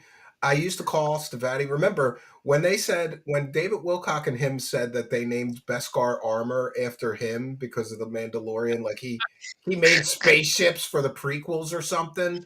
Spaceship design, so they named the Mandalorian armor. I called Stavati on stream, and Christopher Beskar picked up the phone, and I asked him, I said, are you saying that this is true, that the Mandalorian armor was named after you, Christopher Beskar? And he said, yeah, it definitely was. And I'm like, so you're claiming that you worked for George Lucas? Yeah, I definitely did. You're like, you're a moron. Like it's on IMDb. Your name would be on there, you idiot. And then John Christian Spadavaccia got to the writer of Mandalorian, the TV show, and asked him, and he was like, "I never heard of this guy, Christopher Beskar." No, that was called Beskar armor in the old books that came out right after Return of the Jedi. It was called Beskar armor. I almost wanted to give him the benefit of the doubt because we know David does lie on behalf of the people he worked with, because it was Emery Smith, where David said he did whatever 3,000 autopsies, and then Emery was like it was 1,000 tissue samples or something. 1,000 small tissue samples. But I think we've reached a perfect point where David has now found a partner in Chris Beskar who is as willing to lie as David is. He plays fast and loose with the truth. He's willing to lie, and David's willing to believe. Yes, it's perfect. It's the perfect company for him to get messed up with. And the funny thing is I realized immediately that company was a scam, because they have the guy who bought the Amiga intellectual property from Commodore when Commodore went belly up. Well, actually, first Gateway bought it, and this guy, Bill McEwen, he worked for Gateway, and he was going to develop like the new Commodore Amiga, but then it fell through. Gateway sold him the intellectual property, and this guy grifted off of the corpse of retro fans that love that computer for 10 years, promising to make all this incredible new computers, and he never made anything. And I know one of the people, he hired this he hired these programmers to make a new operating system for a Power PC chip, which Mac was using at the time. And they spent like a year and they built an operating system. They never got paid. So they took Bill McEwen to court, and the judge decided to give the operating system to the guys who programmed it and never got paid. And they own it to this day. They own all rights to the Amiga operating system, and they're still selling it now. But Bill McEwen, he was on the Amiga website. He was selling old pirated games from back in the day. And he didn't get permission from any of the game developers. He just stole everybody's game and he was selling them for like $10. And like, so I knew if that guy's the second in charge at this company and he ran this Amiga scam for 10 years, this is likely a scam. And then, of course, just a couple Google searches and you find out 30 years of saying we're going to build all this incredible technology. They've never built anything. And I have this guy is from Falcon Space Labs, and he has like he's a physicist, and he went there. Let's watch what happens when he goes to visit Stavati. So we're here in Niagara Falls, New York, at Stavati Aerospace, aka David Wilcock's UFO factory. And as you can see, there's nothing going on. His UFO factory. The main entrance is locked. There's nobody there. There's nobody in the parking lot. It's on the side of a semi-busy road, but there's not a single person in the building. And that's always good. Yeah, they're supposed to be in full production right now, and I don't see a single employee there. So, David Wilcock, you're full of shit. Yeah. And you would think he would address that, like make up some excuse. Well, we're not in full production yet, or something. Like they don't even make an excuse for it. It's just like Wilcock. I hope he's upset right now. I hope. I'm sure David. Yeah. I hope he's. Yes. What he always comes up with an alternate explanation for whatever it is. Anytime we make some sort of claim against him, he'll just conjure up something ridiculous, like when we were talking about him getting partially evicted from Stavati. When he originally brought that up ages ago, he didn't say it's because they hadn't paid the city or whatever. Or they're letting a sewage company dump fill there. Like they're just letting a sewage company. I think it's funny that their only income seems to be, it used to be from the garbage dumpster company, and then their other income is from a sewage company. There's bring those trucks in here and dump that shit wherever you want. Just make sure the check is good. That's their only income. That's crazy. Given the content of David's mind, that's very appropriate. It is. It's on the money. He had said the whole thing was going on because their flag had been tattered. Oh, and, right. The American flag. Yeah, yes. It had been too windy and the flag got tattered and the city was going to take his land for it. Yeah, that's ridiculous. They would give you a little fine, like $75 fine. I remember one of my neighbors had a fine for a flag because he didn't have a spotlight on it and he didn't take it down at night. So they came in and gave him a $75 fine, which is kind of ridiculous, but it is what it is. That's what would happen. They're not taking your $1.5 million property over a tattered flag. No, they're not seizing your land because of that. But it is funny that David got into Stavati after like 30 years of them just producing nothing. And was just like, no, this seems like a good idea to spend my entire fortune. Well, he can blame Pete Peterson for that, who introduced him to Chris, and I just told him he's a genius. I don't know if it's true or not, you could call it rumors and speculation, but it came to me from a good source that David Wilcock's wife, I did a show on Stavati as soon as he started talking about he gave them $1.5 million. And at the time, I believe he was still married. And right after that, she breaks up with him. Like, you moron. You gave $1.5 million to a scam company. It was that, and he would refuse to cut ties with Corey Good. And she was adamant that she didn't want her husband working with that guy anymore. Yeah, she had a brain. Yeah. She had a fucking kind of, she gave brain. Cucumbers. But I wouldn't want to be with David who's broke either. David, when he's rich, is probably a good setup. He can't get hard. But yeah, I think that was where I was going to go with it. Beth seemed to be trying to get him away from Corey and Stavati, and he was just too stupid to do it. So she had to go fuck herself with a cucumber. Sometimes you got to listen to the women. Fuck herself with a cucumber. Yeah. Most of the time, like, okay, sweetie, whatever. She's seeing cucumbers in my live chat for the rest of my career. She left him for the produce aisle. She fucked herself with a rutabaga. Yeah, you know what? You ever hear like of a girlfriend like breaking up with you and turning lesbian? Like that's pretty embarrassing. But it's even worse if she breaks up with you and turns cucumberian, I guess. Yeah, Right? she She's started banging herself with a cucumber. And Yeah, like now my she- thing when I saw that was like, look, like I'm a bit of an amateur gynecologist, but like if your pussy stinks, you go to a doctor. You don't like peel a cucumber and jam it in there thinking that's going to take care of this. She says it in the video. Like, if you have an unpleasant odor, this will freshen up your yoni. Like, no, bitch, go to a doctor. Like, what are you doing? the crystal bitches are very creative with how they cure things, you know.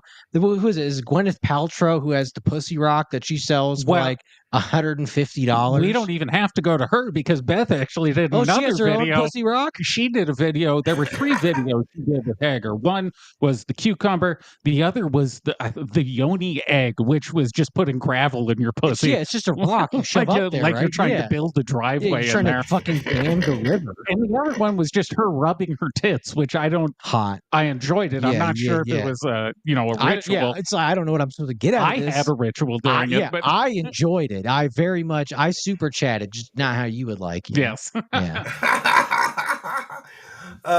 So I don't I think that it's pretty safe to say too that he's still on the hook owing her some money because he wasn't smart enough to have a prenup, and he's got a $2 million house, so he must have bought her out to get rid of her, like when she left. I guess. Isn't she on the hook for the Arizona property? I think so. I'm not super informed on that particular issue, but it's the only decision worse than marrying David Wilcock is getting a loan and a property with him. Yes, a very, very poor decision. Yeah. I know she's named in the IRS liens too, which is weird because if David didn't pay his income tax, why is she on the IRS lien? I don't really know, but she is. David was throwing her under the bus, maybe. I hope so. That'd be funny as hell if David was like, fuck you, bitch. This is going to fuck you one day. David's a red pill guy now. Yeah, well, he knew she was going to cheat on him. Was she had all these kung fu black belts. So I called a bunch of kung fu studios and asked about the black belts, and they were all like, that's fake. There's no black belts in kung fu. But so then I look into the school where she went to get all these black belts. I think she said she had 4 black belts in kung fu, and it turns out that her former husband before David was one of those fake kung fu masters, and so she got the black belts by blowing and banging her husband. She's like, I need to get another black belt, honey. Get on your knees. We'll get you the belt. It sounds like a euphemism for something. Black belt. Well, that's her martial arts style. Is the sucking dick? That's what she's a black belt in. Crouching tiger, hidden blowjob. But she was a grifter before David, though. So I actually, when I looked into her right when he first announced that he married her, I was kind of like, that's a perfect girl for her. She runs all this stupid woman warrior shit, and she's crystal hippie bitch grifter herself. And the funny thing is even though she divorced him, she's still using his name in her live appearances because I guess she sells more tickets as Elizabeth Wilcock than without the funny that thing name. is, she originally did not. She originally switched to Elizabeth Serafin, and then she got no views or sales, and then magically the Wilcock got that. I'm sure David was fucking thrilled by that. Yeah, I bet he was so happy. He's trying to get back with her, I guarantee. And that was so funny. She did some stream with some big muscle dude was in the frame once, and everybody's like, "Oh, she's getting fucked now," there was this David big tried to muscle say dude. the other week. He said he found her ring in the car and he had to call her, which is just a pathetic guy move. Take me back. Yeah, you're trying to get Take the me back. Let me have the vagina again. I'm having vagina withdrawals. Yeah. I don't even think he wants that. I just think he wants a friend to talk to. I had been told, and this is completely fucking baseless, so take that for what it's worth, but I had been told they basically just did not have sex. I've been told that too. Yeah, tantra teacher. Yeah, I've been told that, but she was a pretty sexual woman if she's making cucumber porn. So I can imagine that would have been pretty frustrating for her. She had to turn into a cucumber because it was a David just looks like a guy that doesn't bang his wife, even if she's hot. He just looks like that kind of guy. You I mean, I know? think he's mentioned it multiple times, like having trouble literally getting like hard. He gets No, physically. he's allergic to vaginas. He's Yeah, physically yeah, allergic to vaginas because yeah. Like it's not vaginas. even like that's not something we came up with. He has said it. Yeah, that was from his mouth. Yeah. I've got something here that I thought might be interesting. Oh wait, here I have the allergic to vagina clips, and it's been run through. gosh, yeah. It's been run through our Gayifier 2000 software. Let's check this out. They're just going to have a really hard time with being sexual, which has also been my case, as I said last weekend. I don't want to go into all the detail because it's traumatic, but you know, my relationships have not really been physical. Most of the time, it's just a short amount of time, and then I start to have difficulty. And it doesn't allergic make it, to vagina. you know, fun to have a relationship. Sick around vaginas. Because I just got overwhelmed. I mean, with my first girlfriend, the first time I made out with my first girlfriend in college, she was Japanese. He hadn't mentioned she was Japanese. I started to feel sick, and I was very much in love with her. I thought she was beautiful. My heart was open to her, but as soon as I started getting physical, I felt like I was going to throw up. I had a very, very hard time with the whole process, and that has unfortunately been consistent. I have to feel very safe. I have to feel very stable. I can't just do it. It's got to be like it's got to all be right, you know. And I hope that I've healed enough from this that in the future it'll be different, but that's the way it's always been. And it's probably why people didn't stick around either. I mean, my question though is, does that mean he's only allergic to Japanese vaginas or all vaginas? Oh, he's pussy racist. You think he's racist? He's pussy racist. Yes. Yeah, he's racist. Yeah, I mean that would be a low T thing. I don't know. I'd like to give him that, but and he also said it with Beth, and I'm like, I don't know, dude. I think he's just fucking gay. The thing is, he's been dealing with this since literally the 90s. When I was reading through the Michael prophecies, he includes a bunch of prophecies in that book that he just doesn't analyze. All right, continue. I'm gonna piss myself. Because there's a bunch of prophecies in that book where he basically just admits to being gay, but then he doesn't analyze it. He just moves on. Because there's one. Does he say he's gay in the book? He like, I have one excerpt here that let me find it. Oh, this is proof. Wilcock he's constantly making sort of. Remember the one time he said nothing gay is going to happen. You know, like. This is from book 6. Quote, "We have mentioned the testicular cancer in these readings, not to indicate the physical presence therein, but rather the issues surrounding your sexuality and the degree of frustration that you have felt. We are proud to report that your integration surrounding these issues has nearly completed itself." I don't know what other issues surrounding his sexuality there could be outside of him being he wants to. Well, look, I'm a real big supporter too of if he wants to be gay, just be gay though. Don't. I think it would fix everything. If David just admitted to being gay, I think he would suddenly lose this whole Archangel Michael thing, and we would get the Pride David arc, and that would really be great. I think he'd do better. I think he'd do fine in the gay community. I'm going to tag out. He makes enough money to be, you know, not quite gay. as He looks gay. Yeah. He's got a gay house. Look, I'm biased here. I think David's probably fun to hang out with. You know, I feel like if David would get in contact with me, I'd come over, we'd smoke some weed, we'd watch, you know, like Captain America, and I'd be like, wow, dude, can you believe that was a documentary? And he'd believe me. I think that'd be cool as hell. I've considered many times, and this is the only nice thing I've done for David, is making fake Grindr profiles for him. And seeing, Did you really do that? You made fake Grindr profiles of David Wilcock? I think it'd be really funny to do. I don't want to do that, but you know, I mean, I have it in the back pocket. I'm going to do it, but I'll beat you to it, bro. I will make a fake Grindr profile tonight. If you do sexy David, and you're like, I'm a trans woman. And just give them all his address and tell them to come over. And honestly, David would probably be like, oh, hot fellas are coming over. Come on in, buddy. I'm watching some TV. I think he would genuinely like it. I think part of the problem is David has no human contact anymore. Oh, sexy. If David comes out of the closet, David would be amazing as a gay man. He is a twink. He just is a twink. The Elton John of the UFO community. He'd be perfect. Definitely a bottom bitch. He's definitely a bottom bitch. That would be pretty funny though if gay dudes just started showing up at his house every day.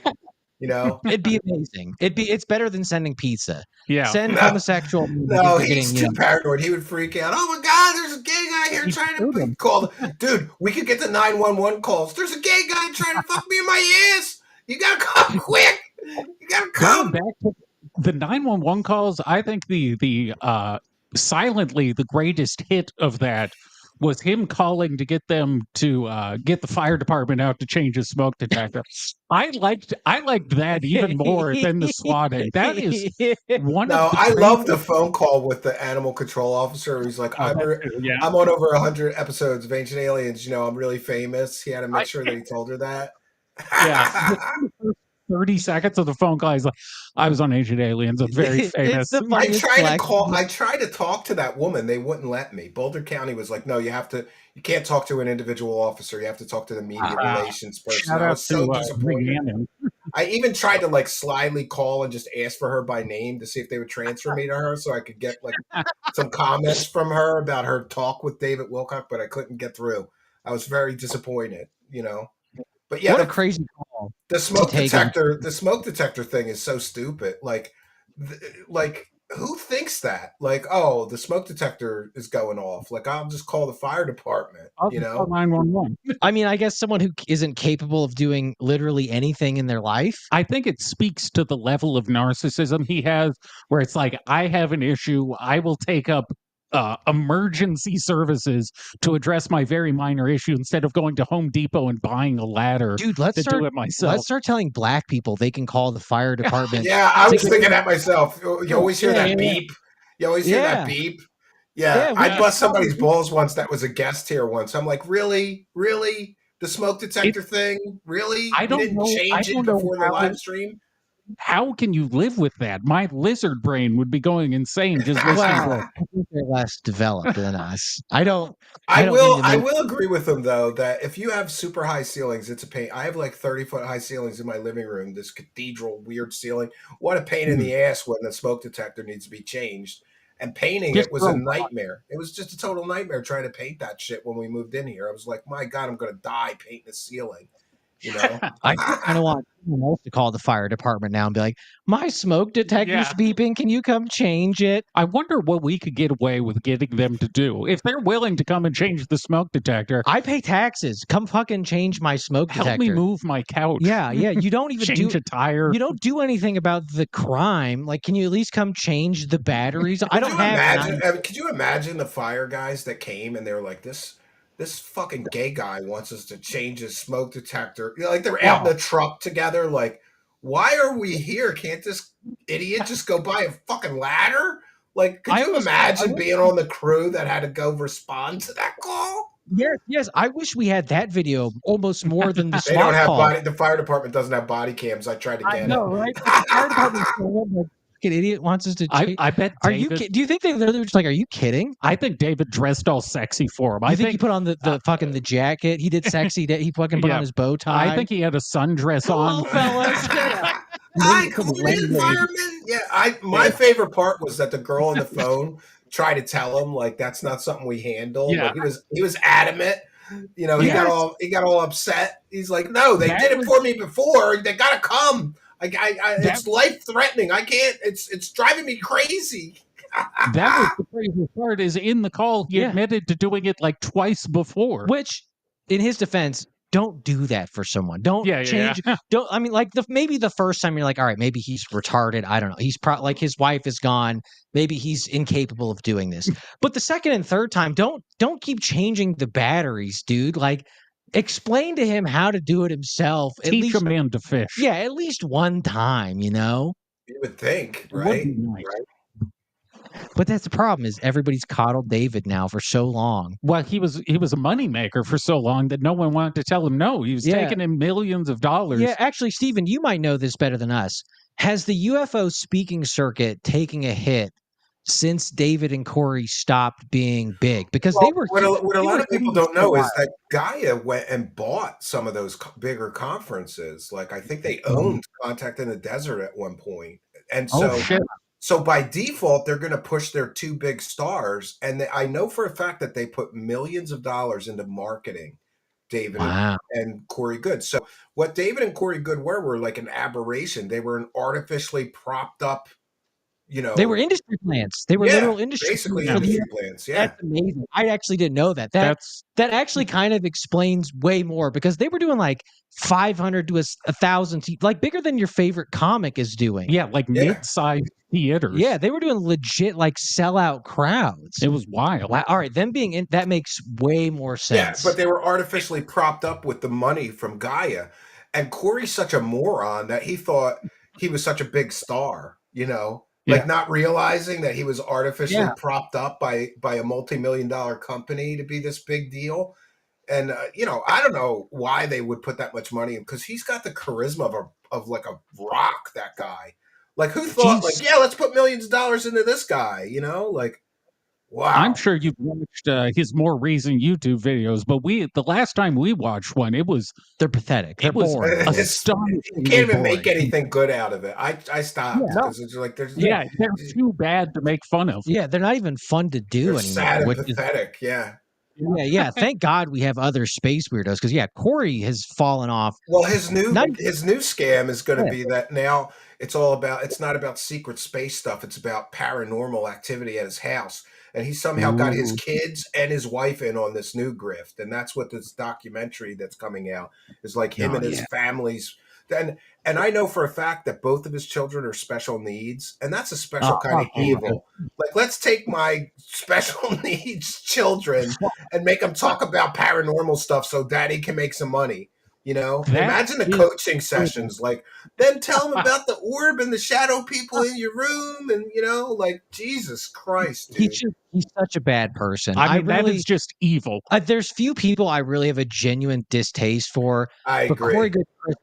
Corey Good and Chris Beskar, I'm like, dude, you guys are bad people. Like, you're just evil, dude. And I don't know how else to say it. Well, I think it's particularly egregious because originally this documentary was pitched as being like the hater documentary, which was going to be cool. He was going to talk about all the haters, but I think he incorporated his kids into it to just serve as a meat shield so no one can criticize him. Because the funny thing is that he basically tried to extort appearances in his documentary out of people like me. He said on the record, he said, we're going to offer these people a chance to tell their side of the story. And if they don't do it, we're just going to tell their story for them.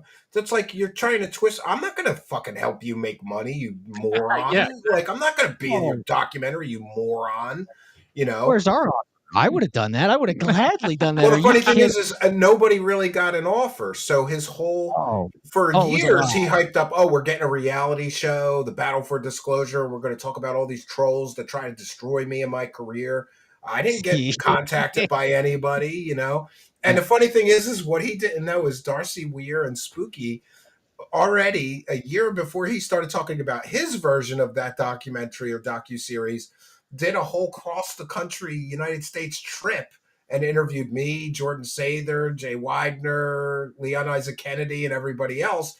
And it's funny, like, they beat him to the punch. No, dumb dickhead, you're the bad guy here. You're not going to say it's the other people, you dumb dickhead. And thanks, a ghost just sent Beskar an email from my company. I wonder if he still wants to sell me bombs. Yeah, well, Brandon actually tried to call to buy some bombs. And look at that, Stevie D8369 just became a YouTube channel member. If you do that during a live broadcast, give you a big shout out and thank you. So big ups to Stevie. Thank you for your kindness. Yeah. I called because I was going to overthrow a small African country. I know. I cracked up when you were like, man, you left a message saying that. Yeah, I was going to be a warlord and I wanted to take over some small African countries, but I needed ammunition and RPGs. And they just never got back to us. They were having a great, in their defense, it was a great sale. Yeah. I'm a dickhead. So this is after they started accusing me of all this shit. So I called the ATF and the ATF is like, they're advertising what? And I go, they're advertising bombs, missiles, dynamite. And she's like, they can't sell that without a federal license. And I go, well, they are. So she goes, can you email all that to me? And I said, sure. So I emailed all that shit. And I really do think I know for a fact that there's an open investigation by the ATF into their trying to sell ammunition and bombs and all this stuff. They won't comment on it because it's still ongoing. They're investigating them for that. I hope so. Because you shouldn't look. I'm very pro Second Amendment, but I'm not quite libertarian enough to be like we should tell idiots anti-tank smart bombs and anti-tank missiles. Sure. Yeah. There should be a little bit of a limit there. So, like, I hope the ATF is like, well, maybe we should give him a call. This new twist David has done too, where he was trying to justify why he's selling all that ammunition. He was trying to say, like, in fourth density, we're still going to have to fight wars. We got to kill the aliens. Yeah, which like makes no sense that we're going to need fucking. It kind of makes sense if you think he's going on the Cliff High route, where he thinks the evil space Jews on the moon are convincing Israel to do all of this shit. Because then you're like, well, we got to kill the evil space Jews on the moon, so we're going to need because they're worshiping the devil. Yeah, we're going to need RPGs because apparently that's what they're. I got a Jewish friend who once I was busting his balls, and he's like, "You better leave me alone, or I'm going to call the Jews that control the space lasers and target your house." Yeah, he's going to get there. He's going to get there, but like that's kind of the only thing where you're like, well, first of all, RPGs, those are going to take them out. Okay, sure, whatever. But now we got to go to war with the aliens. I thought I was never going to have to fly Delta again because I could teleport across the planet. The thing that makes absolutely, well, there's two things along with a whole litany of other things. First of all, David had originally said anyone who experiences fourth density energy would die. He changed that. But the other thing about fourth density is he said you would be able to think tangible things into existence. So why the fuck will we need a company manufacturing things if I can just think of a mortar and have it appear? He's just imagining hot young twinks. He's got so many plot holes. You're right. And the funny thing is like no matter how dumb you think this guy is, then you realize he's even dumber than you thought. It's like the thought didn't occur to him that all those crystal hippie bitches are going to not react kindly to him selling like weapons to murder people with. After he said we're going to get ascension and this utopian world, he's selling bombs and missiles and dynamite. And they're going after him in the comments and in the chats. They're like, why are you involved with weapons? And you notice he tried to do a 180, like, oh, we're selling firefighting planes. These aren't weapons of war. Like he had to make sure he said that. Yeah. He had to be like, no. We're making the new Air Force One for Donald Trump. We're not going to bomb bomb Palestine for Israel. I did like his Photoshop of that. I'm going to that video to see if the comments have been cleansed yet. I mean, he rarely does get murdered in his own comments. This is the first time in a while where it was brutal. Oh no, the very top comment is still the opening sequence looks like a MS-DOS game. Well, that is they're pathetically bad to the point that it's almost just like who's making these? Like I joked that they made the intro on Windows 98. It's not hard to make decent video game graphics anymore. Like it's really quite easy. Just use the assets and fucking. Remember Corey Good though? He was saying that he was gonna compete with games like Call of Duty, and I was thinking is he a moron? Does he know there's like $300 million and like hundreds and thousands of people working on that game? He's just gonna compete with it, and he's never made a game. Then he put out a demo, and it looked like Doom 1995. Yeah, we watched that, right? Yeah, it was just an asset flip. Those are all stock assets from Unreal Engine. Which is just using them. Well, and the ironic thing is, like, Corey Good's story would actually make a pretty good video game. Yeah. If you turned that into a video game, like that actually would probably be pretty fun. Yeah, go on secret space missions and you bang hot Anshar bitches. Right? Who turned out to be his assistant. Yeah, talk about creepy too. Like I actually spoke to that one girl.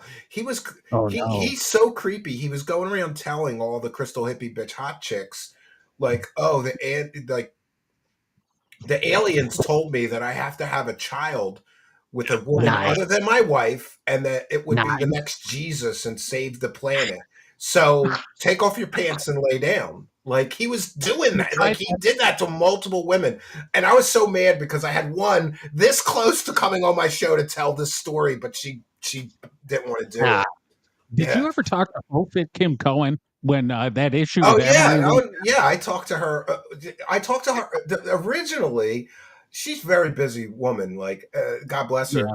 I talked to her a bunch off air, like on my cell phone, and she gave me her cell phone number and told me a lot of other shit. And then she was going to come on the show, but she's like a travel blogger, and we could never work it out. But that was a great story arc. He was like telling her he's going on secret missions to Antarctica when he was really on a secret mission with a gallon of vodka. Honestly, he's one of my favorite just because it turns out, he was just blackout the whole time. He was just getting fucked up. Yeah, that's way funnier because, like, if I was in that position, that's what I would be doing. I'd be showing up pilled out and fucking hammered. But she did tell me that he was like a 2-pump chump. You know, like he was over and she was like, "That's it." First of all, I hope that Kim Cohen was very attractive. Nice girl, big rack, beautiful girl, 2 pumps is a lot. Let's not be fucking mean here, okay? That's one more than 1 pump. But I just like that all these guys, they were doing like scumbag guy shit where they were cheating on their wives and girlfriends, but they still incorporated aliens into it. How cool must Contact of the Desert have been like 2017? Corey said he had 2 women solicit him at the bar. They wanted to rub him with their bodies. It must have been so fucking awesome to go to that as Corey Good and David. I know. I in my limited crystal hippie bitch experience, they're like down to fuck. They're DTF girls. They're always down and that's why that's why I initially did come at you a little for my dear Marina. Okay, I need you to be nice with her because I'm working a long game here and she's perfect. So stop being except for the Nazi stuff. No, listen, I'll tell you, I do think she's attractive, but like she gives me like weird vibes, like you don't want to be attracted to her because she looks underage even though she's not. You know what I mean? I've never thought about that. Don't put that in my mouth. Okay, she looks perfectly overage as far as I'm concerned, and I can get past the Nazi stuff. That's fucking I tried so hard to get her on the show and she almost did it. She called me on my cell phone a few times and she would like just dress me down, in her accent. She's like, Steven, I am a fourth density alien hybrid, this shit and that shit, and you can't prove I'm not, and all this stuff. And I was like, oh, you crazy bitch, God bless you. But the funniest thing is she was dildoing herself on OnlyFans for $40. Wow. She would for $40 she would dildo herself on OnlyFans while saying your name, and one of my viewers paid her to do a Steven video, and then they sent it to me and I deleted it and I go, fuck, delete that shit. I'm a married guy. If my wife ever sees this, I'm fucking dead. What are you, crazy? Are you crazy? Sending me a dildo video of the girl dildoing herself saying Steven over and over while she's jamming it in there? I love that she got kicked off OnlyFans because the idea that someone is too racist to sell and pussy anti-Semitic, is insane to me. She's perfect. I love her. She's too racist to be a whore. She's perfect. I love her. I love her. Both of these fellas, you're perfect. I couldn't believe it when I found her OnlyFans. I could not believe it. I was like, oh my God, that is bizarre. She's this alien savior of the human race, but she's also selling her pussy on OnlyFans to morons. And it was all morons like that are like, yeah, I get I don't like the Nazi thing, but she's so hot. Like you just got you ever remember back in the day, like where a girl would say some stupid shit and you're just trying to bang her, so you just go, okay. Like there was a run of like Wiccan girls when I was younger. There was so many Wiccan girls. I'm like, all right, you got magic powers. I'm gonna have to play along if I want to fuck you. Yeah, okay. What does that crystal do? Okay, so I send her. What does that crystal do? Yeah, every now and then I send her a Nazi meme because I know she'll like it. Okay, you know what she also loved? Our black Severus Snape take. She thought that was very funny. That's very concerning to me. Actually, no. She was my target audience there. I'd like to not court the literal Nazi audience. Well, I thought it was so funny that like Linda Moulton Howe is interviewing her and Christopher Mellon's hanging out with her. Didn't she? Linda Moulton Howe took down that interview, I think. I thought you meant Marina took it down. The weirdest, funniest thing happened is that somebody that worked for Linda Moulton Howe was so angry at Linda for interviewing this Nazi girl that they put my video covering that like as the top comment and left it there. And I didn't know what was going on. And I found out later that somebody that worked for Linda was so angry that she put my video of the Nazi stuff and the OnlyFans and all that. And how didn't she did try to denazify for a while. She tried to she took most of the pictures of her in the Nazi uniforms down, I guess. Well, they kicked her off Twitter, and that hurt for a while. Yeah, I just don't know how Linda Moulton Howe got tricked by that. Well, if you don't Google things, you'll never find out. Secret, She did that show with Brian Rui, who's and that Douglas Dietrich too. Yeah, she was doing shows with Douglas Dietrich. Nazi guy. He's a weirdo. She was doing like a literal white supremacist podcast. It wasn't exactly hidden. She's perfect. Stop. Brandon, you are one of those guys like with the Wiccan thing. You just be like, all right, show me your helmets, honey. Yeah. This is cool. Oh, absolutely. Dude. I'm gonna buy one of Kanye's shirts and be like, isn't this fucking cool? Isn't this cool as hell? You want to come to America? 90-day fiance, we get a green card. Come on now. That would be a good episode. The funniest thing is there's some statute in Spain where she lives where like if you slander somebody it could be criminal. And she was like sending me like she's going to the police and all this stuff and she's going to get me arrested. I'm like, yeah, bitch. Like a bunch of police from Spain are going to fly all the way over here, arrest me and drag me back to Spain and put me in a prison cell because I said you're a Nazi crazy bitch. Like, come on, this is not going to happen. Yeah. You will rue the day, buddy. You will rue the day. You know what would be funny is if she got with David Wilcock. That would be the ultimate. That would be the ultimate. Great couple. If we could get them on the speaking circuit together. No. David does QAnon. She does anti-Semitic stuff.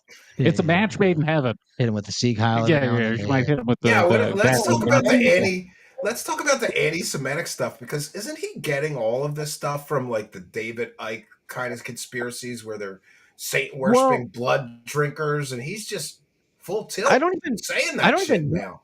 He didn't call them blood drinkers, but he did say they worship Satan and they're too dumb to know it. Angry Yahweh or something. Maybe tomorrow he's gonna get there. He's still a baby anti-Semite, but it literally is just Shadow of Ezra.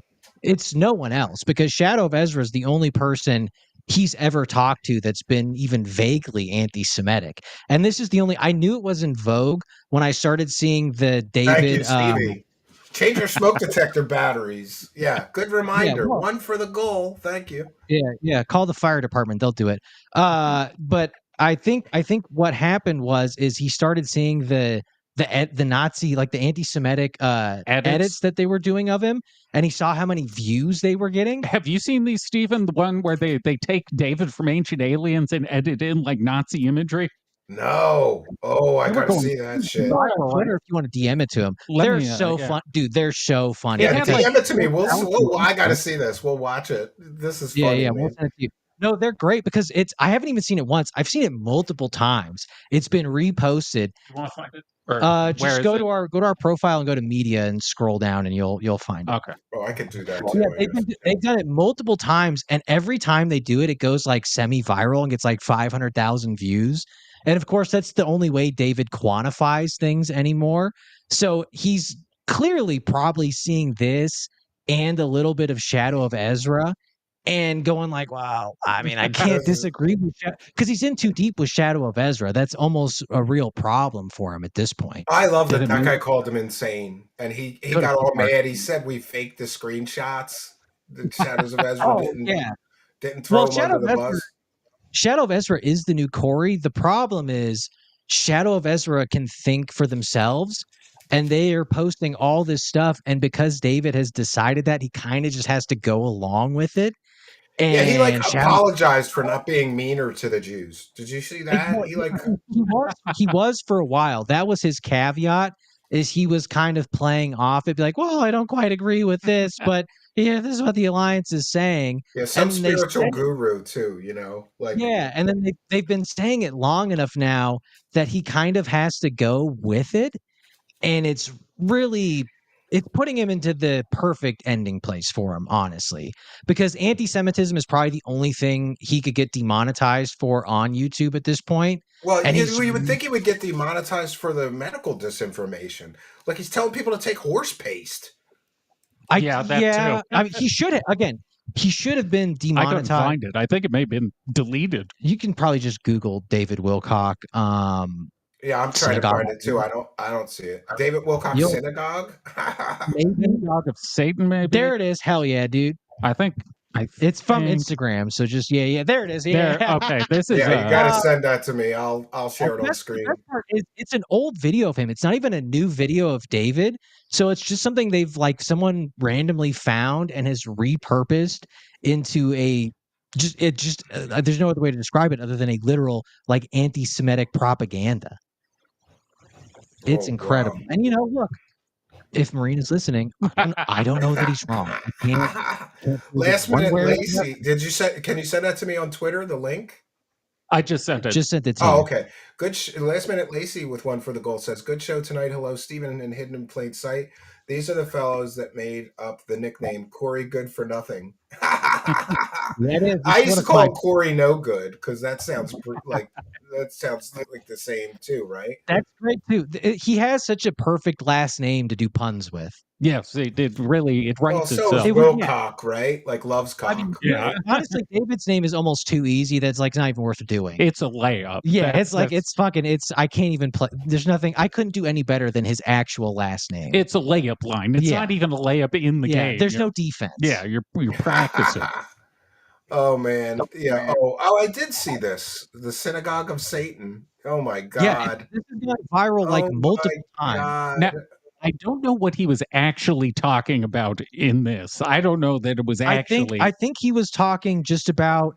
It was either the ancient builder race or just the general Dark Alliance stuff. That they are the descendants of gods, that they are the chosen, that they are God's special people, that we are delusional, and that the true creator is this wisdom principle that they think of as Lucifer.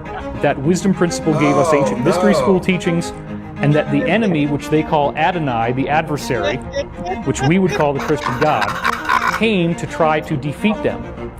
Then they even take it a step further and they look at texts like the Bible and they say that it says in the end times that God will take the money from the wicked and restore it to the just, that we as a planet are the wicked and they are the just. So this is how they justify their financial corruption. They don't believe that we deserve the money. In fact, they believe that if they did not dominate us and if they did not control us and play all these games, that we left to our own devices would destroy our planet. So in some twisted rationale, they believe they are saving the earth. They believe humans are bad for the environment. We cause pollution, so they have to reduce population. Then they see that into movies like The Matrix, where Agent Smith says that that humans are like a virus on the planet. This is one of a variety of ways in which they will usually embed their teachings into the villain. Oh my goodness! Oh my goodness! Oh, dude. The first time I saw that, I kid you not, I was laughing in the kitchen because I couldn't believe what I was seeing. It's really, it's incredible. It's something I would have done to make fun of David. Yeah, then he just has some actual Nazi doing it unironically. I'm not even funny enough to come up with that on my own. It's amazing. I love that he brought the fact too that the fact that a so-called spiritual guru doesn't have the gray matter to go, yeah, maybe I shouldn't say that an entire religion is worshiping Satan, Yeah. Well, but at the time, he didn't even mean them. That's almost what makes it the funniest part. Did he? Maybe. I think he's too stupid. He's too stupid to be a bigot. Yeah, yes. He's Cliff High. He's too stupid to be anti-Semitic. I don't think he has enough brains to do that. We want to thank Stevie D8369 who gifted 5 Truthseekers memberships. That's why you got to subscribe, because if you're in the live chat and somebody kind and generous like Stevie D8369 gifts these memberships, you could win a free one. You get some extra goodies. Thank you, Stevie, very much for your kindness. And Jim Bob is here with one for the goal. Says, just got here, Steve. Love you, brother. I love anybody that sends me money. So Thank you. Amen, Thank dude. you. Amen. Amen. And praise the cash. Oh, and I forgot. I keep forgetting because we have this entire way to thank the wonderful super chatters. Praise the right, cash. hit it, dude. Praise the cash. Oh, God. Praise the cash. Thank you for your kindness. Thank you for your Nice generosity. rack, Davey. Praise the cash. Fantastic. Praise the cash. He's beautiful. Yes, we're praising the cash. If he saw how hot he was in some of these, because some of them are like the AI is getting really, really good at face swapping. Do you remember when people were saying he was going to go trans? When he was like all... No. Remember when he came back and his hair was all raggedy? He looked like he'd been bathing, taking baths in his own piss. And his hair was like down to here and it was really straggly. Yeah. People were saying... yeah. I had so many people who were like, he's going to go trans. He's getting ready for...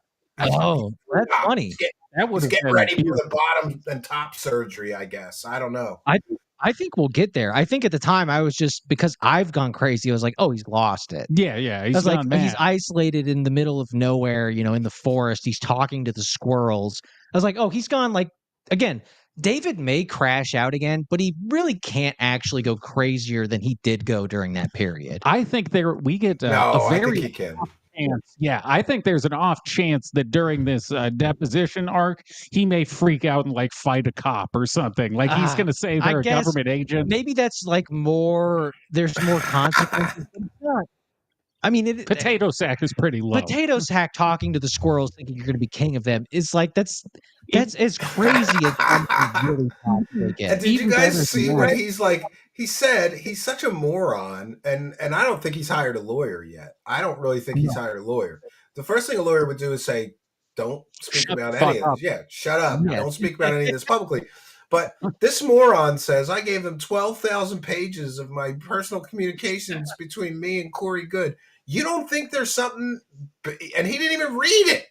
He didn't even read the 12,000 pages of communications he gave them. But now they want more somehow? I don't know. I mean, it'll probably be like Alex Jones accidentally sending That's things. Exactly what I was sending things he shouldn't have. David will figure that out. I think he was thinking he could overwhelm them with 12,000 pages. Not read it all. Yeah, not knowing someone can just control F and find exactly what they're looking for. Gay sex. Keyword search, gay sex, Grindr account. Yeah.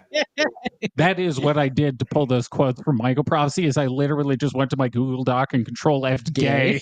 And I picked all the ones that came out of that. I like this Grindr idea, though. Maybe I should sign up for a fake Grindr account with David Wilcock pictures, and then every week on the show, I'll like message the gay dudes.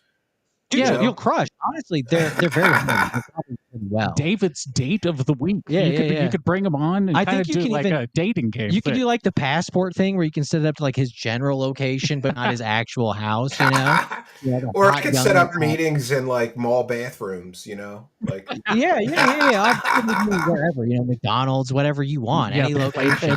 But I think David would probably do pretty good. I think he would do well. Somebody's asking if he could play that guitar. Remember, he was in a band, but everybody couldn't stand David because he's such a better musician than everybody. Did you ever hear his music? Right. Oh my God, it's so bad. It's so bad. It sounds like it was made on like a 1982 Casio with somebody that could barely play guitar playing along. Oh, it's bad. I love David. I love his music. Have you seen the super extended version? He sells a version of his album for like $100 on his website. Oh. It's something. It's 90 tracks. Well, that is a lot of music. We got to get a hold of that. I wanted to ask you if you guys, I know you guys like went through his regular books, but do you have or have you gone through his Michael books?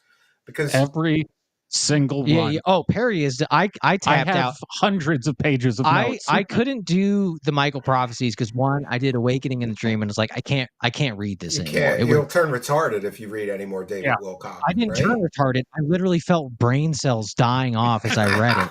But the Michael prophecies were also so long. I was like, I just don't have the time to go through this. It was a genuine psychic attack. Yeah. Like there were days when I was trying to take notes on the Michael prophecies where I'd finish. It felt It's like a scene in a movie where a bomb goes off and there's just ringing in the guy's ears. That's what I felt like. You've got CT, and you're like, well, I don't even remember what I did the last week. So much of it is like the word magic nonsense. We call it, Stephen, when David takes a word and then he changes all the letters in it to make his prophecy work. We call that word magic. Our black space weirdos are much better at it. Yeah, but did you ever hear him explain it? It's like, okay, the Statue of Liberty has this many letters in it, and the 1992 corresponds to the number of letters in the fourth word of. It's like, are you really stretching this hard to try to make yourself believe that you're giving prophecies? I only have the first one, and I love that he put out the first book like the week before Corey Good's depositions dropped. Yeah. Yes. First book, it says that the angel told him that Corey Good's information was 100% accurate, all of it. Yeah. Yeah. I wish it made as much sense as you're saying. Corey Good came out and said, I made all that shit up. So that alone, I know you guys probably don't care, but there is something called test of a prophet. If it's wrong once, it didn't come from a prophetic, real, divine source. It can't. What he's doing is literal blasphemy. Like if he had ever actually read the Bible, blaspheming the Holy Spirit, which is the one thing you cannot do. That is the one unforgivable sin. Yeah. That is the one sin that will damn you to hell for all eternity. And also, like an angel wouldn't come to you and lie. Like, I'm not an angel. I'm the Egyptian god Ra. And then 10 years later, remember when I told you I was Ra? Well, really, I'm the Archangel Michael. Like, it's just so stupid. Just so stupid. It's whatever. Jim Bob with 20. Big support. Love the collab. You boys are hilarious. Steve, stay well, my friend. Thank you for your kindness. One for the goal. We only need 85 more to hit our goal tonight. Yeah. That's not no, not 85. I did read. I read all of the Law of One. It's incredibly repetitive. It gets very boring after a while. It's terrible. Well, some parts of it are cool, but the intro they do to every sentence. I am Ra. Yeah, it gets really annoying after a while. But he really amped that up, I guess, post-pandemic, kind of.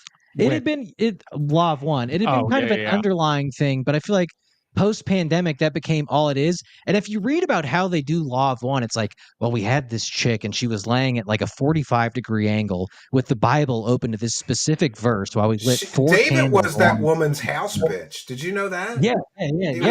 He was like the house bitch that cleaned her house and stuff. That's how he started his grift. Yeah. Yeah, but the whole ritual is just like the goofiest ritual ever, and it's like, all right, I guess. And then a decade later, because the other thing he didn't acknowledge for a while was the Edgar Cayce stuff, because if you read the 2004 book, it's all about that. Well, there's a chapter where even the guy who writes it acknowledges, like, yeah, David realized this kind of wasn't good for business and that it would be hard for people to believe, so he kind of stopped going with it. The reason he brought it back, in my opinion, is because he got so into the cycle stuff. So 1996 to 1999 are the years we just lived through current. So he now thinks all that bullshit from the 90s is 100% applicable to what we're seeing today, because he thinks it was prophetic of that back then. Which is why we get the word magic, because his prophecy can't be wrong. He has to bend it to fit. Yeah, and I only read a little bit of that first book, but it came off as like nonsensical rambling. It's just like I couldn't get through it. I can't. It gets worse as it goes along. Is it worse, Perry? I mean, that's kind of how we knew he was like actually falling apart mentally, because his writing, it was goofy for the first few books, but again, they were New York Times bestsellers. They sold pretty well. They were at least he bought a lot of his own books. Did you know that? I believe it. I mean, a lot of people do. Yes, the guy who lived with him for a while said that he had stacks and stacks of boxes of his books in his garage, and those weren't like sample copies. That was him buying them to make him. Yeah. I mean, they do that for most of them, but again, they were at least decent reads. The audiobooks were particularly fun. But his writing just really fell off a cliff. Well, I have an excerpt here that I think is pretty indicative of how bad the book is. This is, I mean, it's nonsensical. Let's hear this. This is from book 1.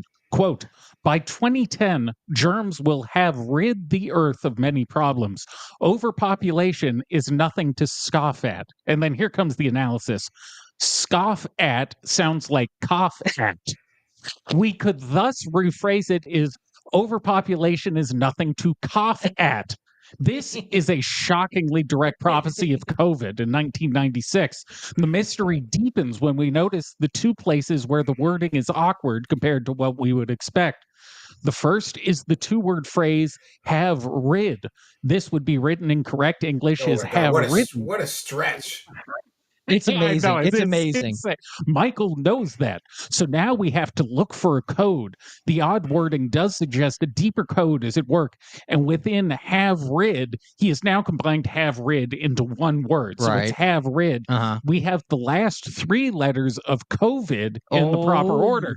The other phrase, scoff at, we can condense to scaffat. So now that's one word. S-C-O-F-F-A-T. We can also knock off the S at the beginning, so we get cough at. He doesn't explain why you knock off the S.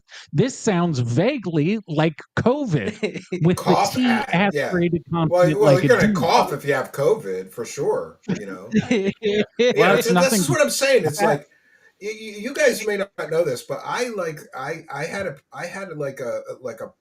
I guess you could call it a weird hobby. Like I used to investigate psychics. I love that shit and bust them.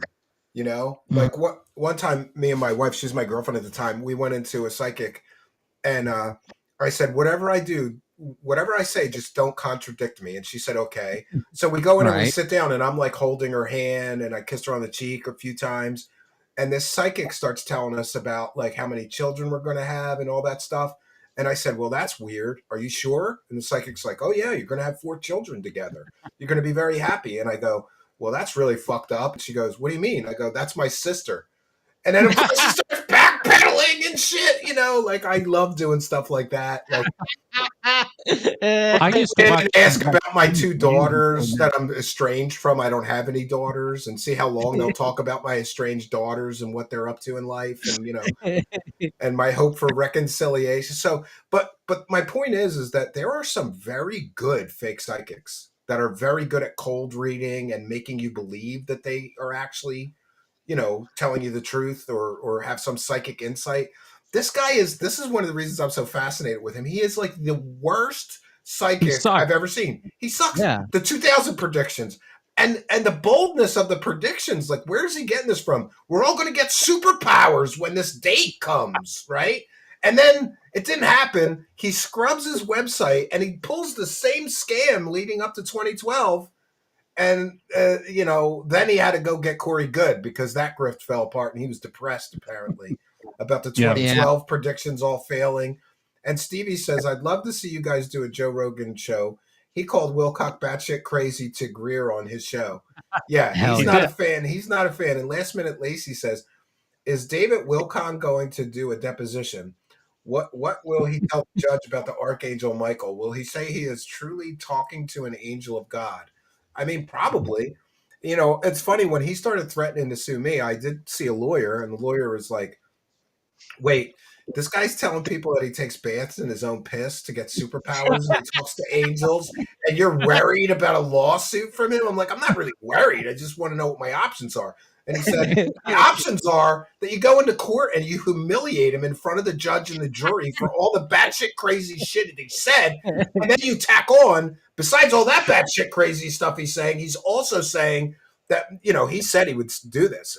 Besides all that shit, he's also saying my client is a terrorist, got him swatted, you know. So there's really very little. Could you imagine him going into a court and like, he's so dumb he doesn't realize that he's going to have to be confronted with the batshit crazy stuff that he says. I hope that, unlike Corey, he's just like, no, I'm fucking talking to the Archangel. Because that's honestly the only thing you could do is be like, no, I fucking believe every single thing I've said. Because if you do what Corey did, you look like a fucking retard. I think there's a chance that if David gets super humiliated in a court of law, we might get like a Killdozer situation where he goes back to his house and starts building weapons of war to take out the deep state. Yeah, I think he's definitely going to crack, especially if those depositions become public.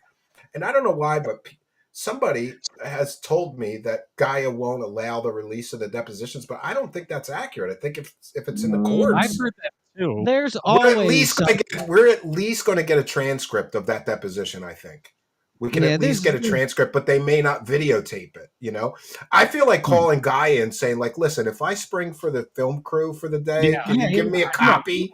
You know, we'll crowdfund it if we have to. I will pay any amount of money to get that deposition. The thing is that somebody told Leon Isaac Kennedy, and I will neither confirm or deny that I had anything to do with this.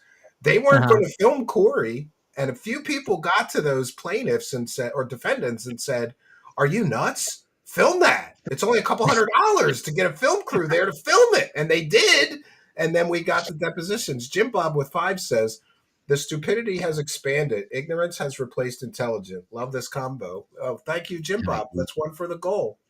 Yeah. One of my favorite things about the deposition is that was, ironically enough, the best production value a Corey thing ever had. Oh, God, what's the documentary they put out where the audio was so bad? I was like, as someone who does content, I was like disgusted by it. Yeah, me too. The first version of it was so bad. Yeah, and the fact that they released it, nobody in the nobody said this audio is trash. You can't release this. We watched it for an episode way back in the beginning of the podcast, and I thought we'd gotten like a shitty bootlegged version. Yeah, I thought this was like the BitChute version. I was like, if I recorded this, I would have destroyed the tape and redone it. Like this is like I wouldn't have even put this out. This is embarrassing. Well, that's funny to watch now. In one of those ones, David Wilcock claims that he has alien DNA or blood or something in his family. It's like, come on, dude. Do you know who his alien parents are? His alien parents are Valiant Thor is his father, right? And the Virgin Mary is his mother. Yes. Those are David's alien parents. Yes. Oh, it's just gonna. So, do you guys think he is going to crash out soon? I think that deadline coming up is really going to fuck him up, because you're right. He can't stop. He can't stop. So he's going to have to be confronted with the hundreds of people saying, "What happened to Open Alien Contact? What happened to Ascension coming by May of 2025?" Yeah, he's going to make excuses, and like he is backpedaling. Like nobody knows the hour of the day. Bitch, for 3 years you've been telling us the hour in the day is May 2025. You son of a bitch! Can't backpedal now. I like to try and game plan how he could get himself out of this, and this is something I had been talking about with someone else for a while. You're going to give him ideas. The shift to Christianity, I think the reason he's doing it is eventually he's going to say he was possessed by a demon, and that's the reason he said everything wrong for all those years. That's a good move. Yeah, it's going to be a hard pivot to being like a Christian preacher. He's going to start doing, the circuit on that, talking about the power of the Lord and how he's been saved now. See, I think what he'll do is he'll saying, "I'm being persecuted just like Jesus," and he'll call the conscious and be like, "They're crucifying me for your sin." Yes. Yeah, because that's the best way you could play it off, because he's going to lose. He's not going to win. There's literally, I have very little belief in our judicial system. I have to believe David Wilcock will lose that lawsuit. The Jews did this. That is I hope for nothing more other than him becoming be like, "This is because I talked about Israel." I want that so badly, because that would be the greatest finish to the David R. Stormfront David. It would be so we've just gotten a taste of it, and it's and I heard you guys say like, "Oh, we're not trying to wreck his grift, because then we'll have to find new material." I think that's funny. Like, I think that he developed a pathological like fear of me, because he knows I fucked Corey Good's grift up so bad, and he knows that I'm focused on him now. Somebody told me that that's exactly why he's going nuts. Yeah, Corey's gone. Corey's been destroyed. You ruined him. Yeah. It's funny to see him still try to keep moving forward, though. And the funniest thing happened. This is the kind of like weird. Like somebody contacted me and they're like, "Oh, if you promise that you'll be kind to him, Corey will come on your show." I go, book him. And he's showing me screenshots, and Corey's like, "I'm not taking any guest appearances until the documentary comes out or something." Like, and then I'm like, there's no way that Corey Good is going to be dumb enough to do that. I'm trying to tell this person, and he's like, no, he's saying he'll do it. I'm like, no way. But apparently, Corey Good wants to go on a show after this documentary comes out and fucking wreck Wilcock. Like spill all the tea and fucking wreck them. Okay, that'd be amazing. That would be amazing. That is the right move for Corey's career. Is he's got the thing that made them both most famous is each other, and the best thing you can do, kind of an Opie and Anthony tactic, Right? is You gotta burn them down. Man, I just started following that again, the Opie and Anthony thing. I used to listen back in the day. I couldn't believe it. I'm like, holy shit! Like, what? Fuck, one ended up in Loserville, and he's so bitter and angry. He's streaming to like 17 people. Like his live, he's getting like 20 live viewers, and he'll just like talk about the good old days. Yeah. Poor Oak's not doing so good, and Anthony has just been allowed back on the radio. Yeah, he just got new gigs. Shout out to Kumia. Now Kumia was always kind of the funny one. Yeah, he was hilarious. Yeah. So luckily Ope has, I believe real estate. So he's I don't understand. Like Jim Norton's got a trans girlfriend now. Like that's weird. Wife. Yeah. Let's be nice to Jim and that's his. Bizarre. You're just can't get any real pussy. I'll accept an artificial one. Man-made, constructed one. Is it bizarre for anyone outside of Jim Norton? I feel like that's perfect for Jim. Well, she is, I believe, pre-operative. So Jim likes really. So she's still got like a dick and balls. Correct. Yeah. Well, look, I think the fake vagina is, she must be good at blowjobs. Yeah, she must be great at blowjobs. Yeah. So is Jim. Paul Conley with one for the goal says we need to get Captain Randy Kramer back. He's insane. Yeah. I actually challenged him to a boxing match, and that girl Emily interviewed him and was like, "Have you heard about this?" And he was like, "Oh, I will knock him the fuck out." So then I messaged him 27 times. I said, "I'll pay for the ring. I will fly in to your location. I'll pay for the referees. I'll pay for the ring fees. I'll buy you boxing gloves and shorts, whatever you need." No crickets. Because I thought that would be so funny. Like, imagine he's been saying he's a super soldier for years, and I just go and beat the living. I just knock him the fuck out. Out a super soldier would be amazing, dude. I know. I was going to do it. My wife got mad at me. She's like, "You know how much that's going to cost?" I'm like, "It'll be worth every penny for the content." Yeah. Just back off. I don't tell you how to do spreadsheets, accountant lady. Like, don't mess with my content, Yeah. The only guy who looked like he could actually beat someone's ass was Emery Smith, because he was before he got fat. Before he got fat. And do you know I have all these? I'll send them to you. Spooky got them somehow. I have all of these drunk streams of his. Like hours and hours of him drinking vodka and saying all kinds of crazy shit. Like they're out. They're coming to get me. I only have an hour to show this to you. And he's like showing some kind of weird machine in his fucking garage. And like, oh man, it's pretty bad. It's pretty bad. Someone shared a cooking stream he did with me, and he's so drunk in the video, or at least in my perception, he looked pretty fucking drunk, because there was a potato on the cutting board, and he goes to cut it, and he just entirely missed the potato. I think it's so funny that he got, like David Wilcock. It's still on David Wilcock. He's got like a 27-page blog post about the deep state attack on Emery Smith. And there's like, they stole his dog. There's pictures of a smashed up SUV. There's pictures of Emery Smith in the hospital. And Emery Smith's father-in-law came out and said he didn't get attacked by the deep state. He got attacked by a big fucking bottle of vodka, smashed up his car, ended up in the hospital with alcohol poisoning.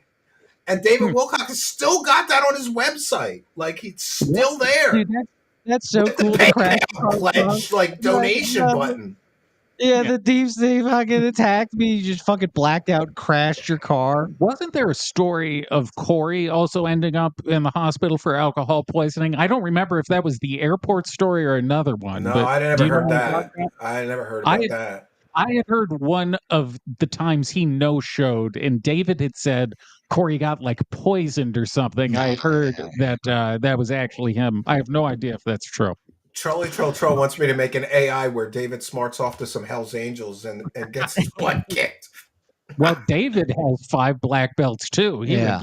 He's talked about how he's been trained to kill. So if he ever had to fight someone, he'd instantly kill them. Well, he's also friends with black guys. Yeah, black guys from Harlem. Black guys from Harlem. Yeah. He smokes 420 blunts. Yeah. Yeah. I love how he has to constantly point out that he had black friends growing up or something. Yeah. He hung out with black guys. Yeah, like he points it out in all his dreams too, and all the prophecies. Yeah. And that's the only time he does it. No other race does he point it out, but every time a black person appears, and it's because he said they stand for like magic in the dreams or something. There's the melanin in that magic, as we've learned from Brother Bob. I forgot all about this just to show that David Wilcock has been lying about being under some kind of weird attack. Yeah. You know, this is a really old one where he calls into Kerry Cassidy and claims that he's having like I think it's assassins from like the Golden Dragon. They're like ninja. There's like I can fit in on that. So he used to work with Benjamin Fulford. Yeah. Benjamin Fulford was friends with a man by the name of Chodowin Daikaku, and they were in charge of the White Dragon Society. That's what it is. Yeah. They were going to get all the gold back from the deep state through the power of ninjas. So I don't know if he was attacked by one of their adversaries, I would imagine. The ninjas. Yeah, well, let's take a listen to some of this because this is batshit crazy.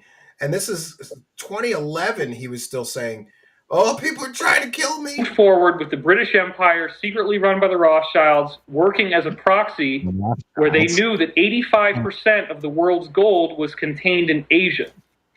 The reason why it was in Asia was that the world's... It's Asian gold. The people of the world, including the Roman Empire and the Spaniards much later, were taking all the gold in the world and they were using that gold to pay for things that were coming from China, Asia, Indonesia, including things like spices that were very exotic and unavailable anywhere else, ceramics such as fine silks with beautiful patterns and colors, very fine china and pottery, these elaborate vases that had gold leaf. A secret treaty was made at this time. Fulford has been given this information.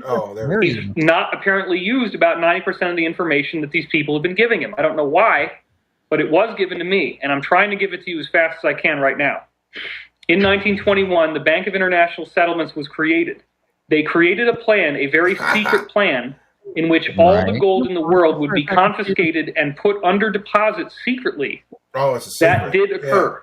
Yeah. It occurred through Hirohito and his Japanese army in a plan called Golden Lily, where they invaded China and they plundered the gold out of China. First, they came in with bandits. The bandits robbed them of the gold, killed people. Then the Japanese army comes in and says, oh, you got a bandit problem, we'll save you. When in fact, it's two sides of the same coin. The gold was stored in various locations. Now, here's the important part. There are 2 million tons of gold on deposit held by the Bank of International Settlements and the Federal Reserve. Secretly, the countries of the world have this money on deposit.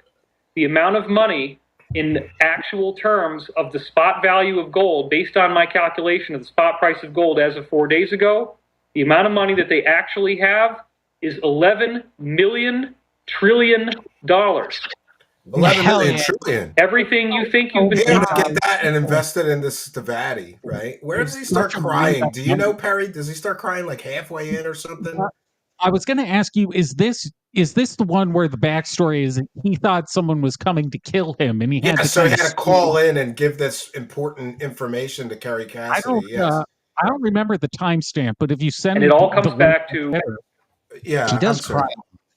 If you send it on Twitter, I can look for the 7 battleships worth of gold to the U.S. The Federal Reserve. He does start crying towards the end, I think, as best I recall. A lawsuit that was going to be filed. It goes back to the Chinese, the Kuomintang, who had gold. Oh, it's just bullshit. Come on, don't worry too much. Tell us about the ninjas that are coming for you. Yeah. That's great for all the viewers.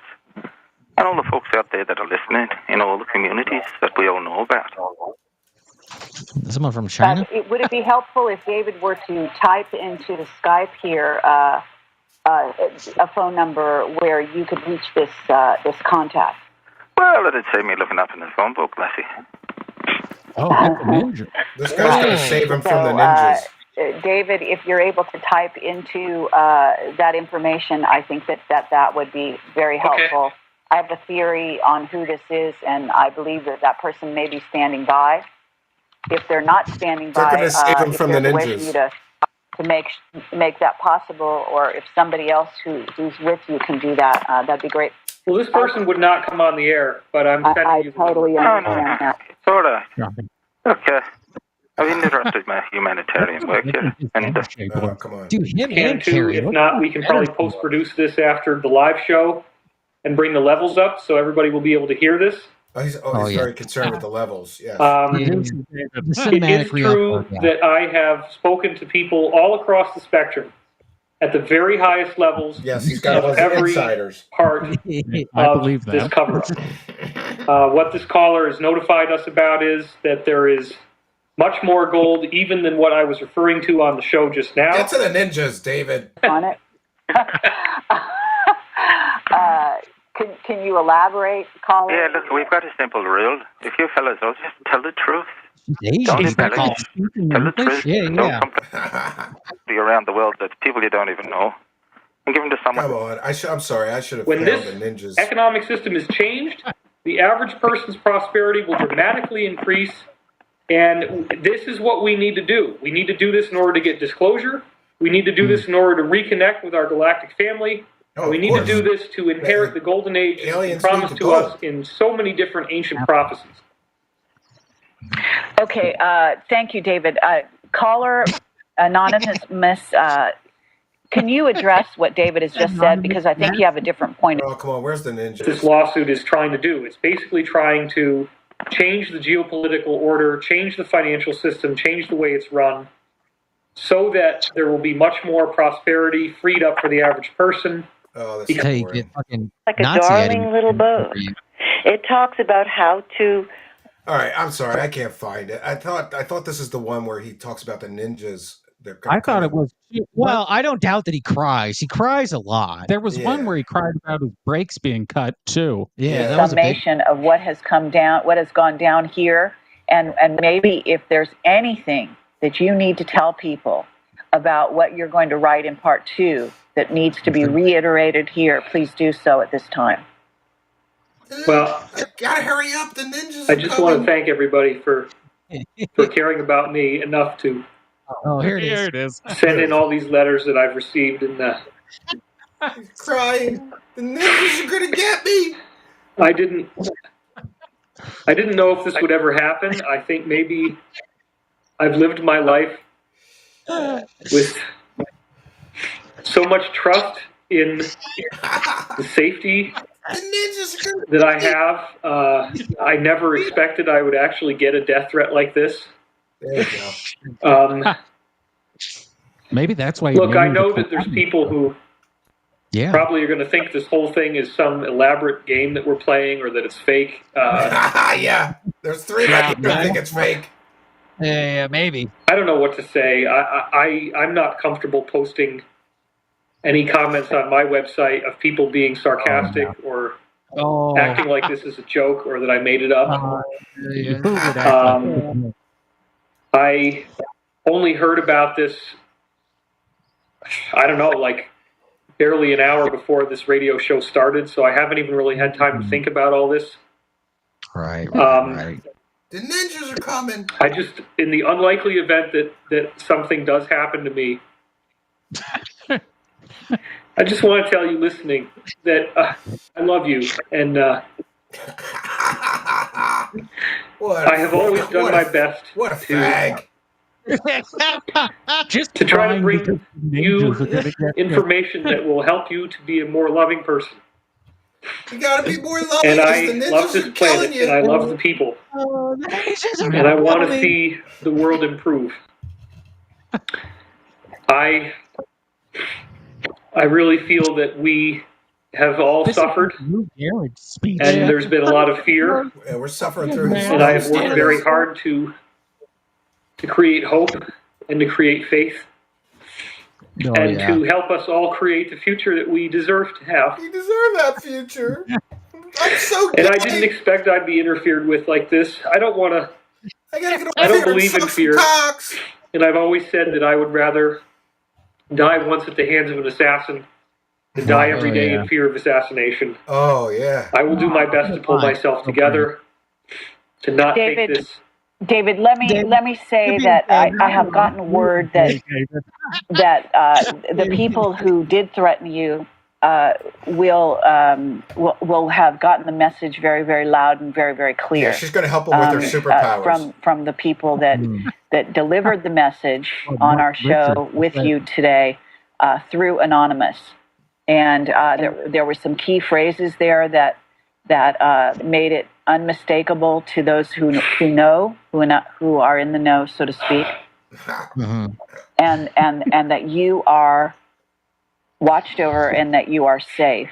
So I want you to hang in there. I just want people to understand that David Wilcock is an extremely courageous individual, and that these people that we're dealing with every day takes courage to lie that much. Tremendous amount of courage, and courage comes from the heart. Okay, and this is what you're hearing. You're hearing an emotional reaction from a person who has a very active heart chakra. David. We'll take care of you. And so this is not a sign of weakness. On the contrary, it's a sign of strength. Oh, if you have a tremendous that's not heart, toxic masculinity. you feel it very deeply. And you feel deeply on both sides of the spectrum across the board. So I want people to understand that's what's happening here. This is live radio, and this is actually the kind of things that we live with every day. Project Camelot, and our witnesses. Our witnesses are deeply involved to this day with what we do, with what goes out over a Project Camelot and over. Actually is in David Wilcock's books, and David has been a very, very close witness and person involved with Project Camelot. Yeah, and he learned grifting and so I from want Kerry people Cassidy. to understand that we stand together, that we are a group, and that the people that they have seen on videos are actually in many cases part of a family of souls, family of weirdos, and so I just wanted to say that we don't have very much time, David.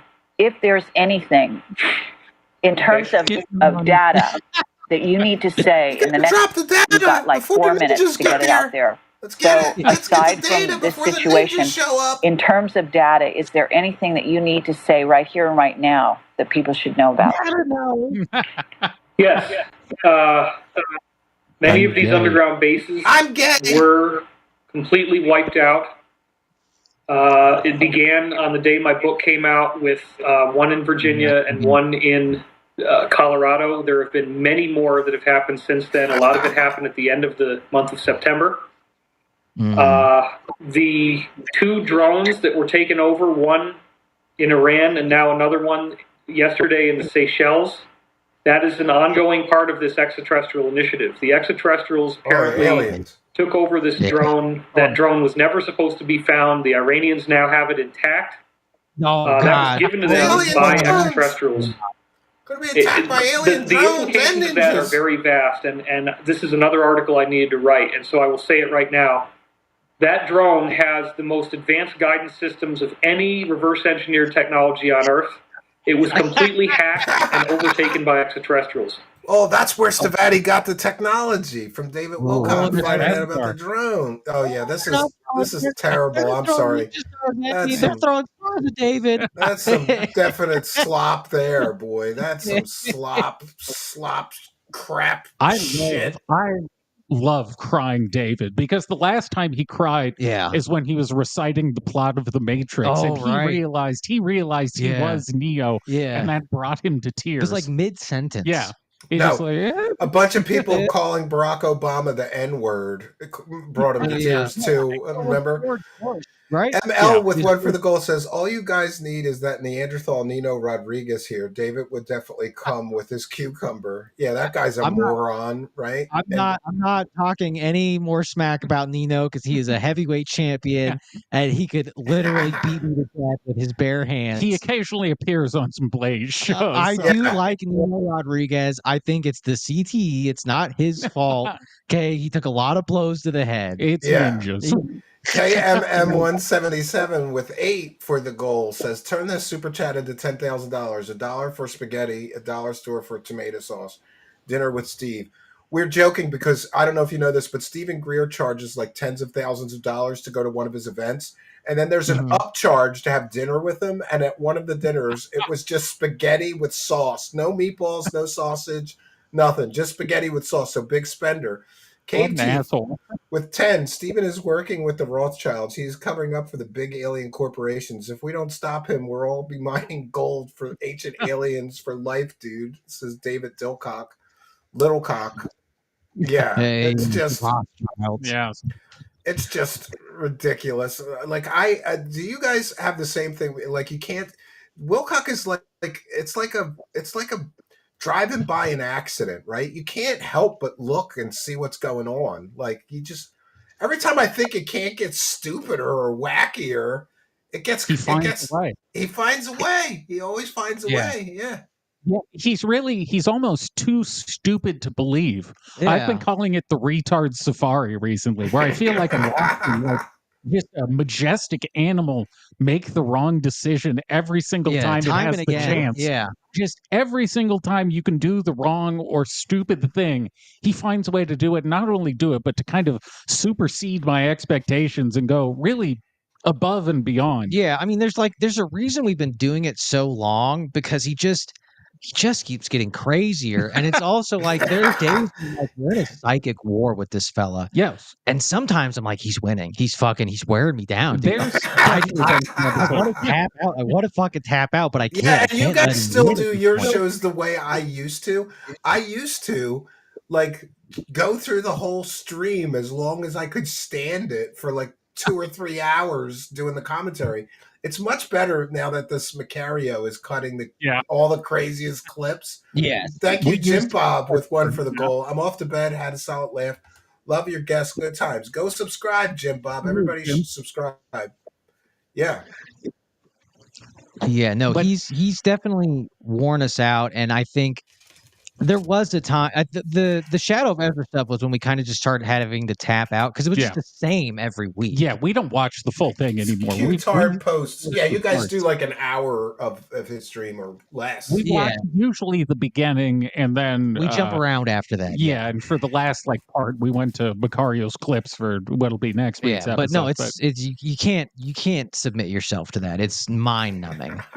It's egregiously repetitive. Yeah, and you know what? I really you're right about him getting to you and winning that psychic war, because I used to, like, if he did a 4-hour stream, I would watch the whole thing, and then I would take notes while I watched it, and then I would do it again on stream. So it's like, holy shit, this fucker stole 8 hours of my life. This psychic vampire, fucking, too much. It's too much. Yeah, it's too much. We never pre-watched. I could only do it once. Yeah, we do it. The 6-hour streams were even like I don't even think I could do that anymore.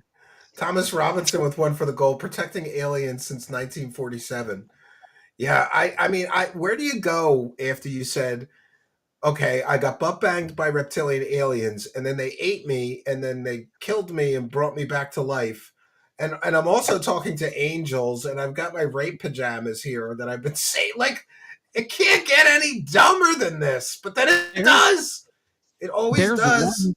There's one thing that was in the Michael prophecies that I haven't heard him talk about on stream, which is, in addition to the reptilians sodomizing him, they actually had child hunting parties. So they would bring him to, like, I don't know, Buckingham Palace. Yes. And then they would set him loose for like a game of fatal hide and seek. Yes, the the most dangerous game. Oh, that's the most dangerous game. That's one of my favorite stories ever. Yeah. Just a great story. You know how many times that's been made into a movie? Like 100 times. Somebody has made some version of the most dangerous game. It's a great story. They'll make it with children. Well, there was that the Alaskan serial killer who really did it. I can't remember his name. For killers. Yeah. He would kidnap prostitutes and then go release them in the woods and hunt them down. I like the idea they're doing that at Disney World, though. That's really funny to take children to Disney World and set them loose. It's the greatest place on earth. Oh my God, my butt hurts. Why does my butt hurt so much? Yeah, you can ride all the rides you want, but if you get caught, you're really not going to like it. Robert Hansen is the There it serial is, killer. yeah. I really don't think. Do you think he's going to be able to maintain and like keep that $1 million house much longer? I think he's in for bankruptcy and a huge financial. He's going to be streaming from like a fucking crack house if this keeps up. I think we kind of have a cutoff date because we've just reached the point where like he has enough legal things going on, let alone the date calling. We're like, it's all going to come full circle very, very soon. This can't go on much longer. Cave Teeth, how long have you been in contact with the Anunnaki, and how much gold are they giving you? Well, they're giving me more than $4,000 worth, but I still needed to tap David Wilcock. Every time I need extra money, I'm buying a truck with David Wilcock's money. I may take my kids. Yo, here would be funny. The next time he says I stole money from him, I'm going to take my kids to Disneyland. But don't worry. Hell yeah. I'm not going to let them get butt banged or anything. You know, like I'm going to watch them real close. Unlike David's shitty parents, right? Yeah, well, they took him there for that express purpose because he needed to write for Rolling Stone. I wanted, Stephen, I want you at a certain point to tweet that you tweet from your account that you have been arrested by the Alliance, because I want to try and get David to believe that the Alliance has come. Oh my God! We'll do that. Well, don't say anything else. I'll talk to you about that off air. I happen to have some friends at the local police department. I could go get pictures of me in a cell and everything, handcuffed. I could get cops to come to my house with a car. We'll just take pictures, right, or video. Like, what the fuck is going on? Who's knocking on my door like a cop? Oh my God, it's cops! And they'll say, "We're from the Alliance. David Wilcock sent us. Get on the ground." And then they start gunning. They start spraying bullets everywhere. I can't breathe. We don't care, boy. Yeah. The George Floyd. Yeah, Stephen Floyd. The fact though that he really you're right. He has no concept of like the legal system. He's confusing like a civil suit with a criminal suit. And I'm such a weirdo that like I keep calling the Boulder County Sheriff's Office to find out. He filed no police reports.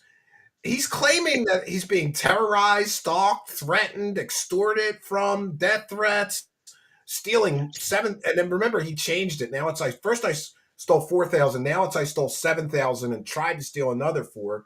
If somebody stole $7,000 from you, wouldn't you go to the police? And by the way, the bank is required. My wife used to work in fraud prevention at a bank. The bank is required to go to the local police and fill out reports. There's no reports about any of this. Yeah, well, a lot of times they make you file it in order to work through it with you. I had an issue with Bank of America where someone stole some of my money and they forced me to report it to the police. Yeah, they need a record. Yeah, and that's why I don't think he's talking to a lawyer. Is the lawyer would have told him like he should start that process if he really thinks something like malicious, untoward is going on. He should start filing, not necessarily to get you in trouble, but just to have like a paper trail of showing this malicious act over the course of many years. I just want to thank Clydesdale, who has gifted 1 sub over on Kick.com. Have you guys signed up for Kick yet? Are you streaming? We have an account there. It's kind of more of a backup at this point. We've had I would highly advise if you can restream also, just mirror your content, because I tried every alt streaming platform and made dick on all of them. Odyssey, Rumble, it made nothing.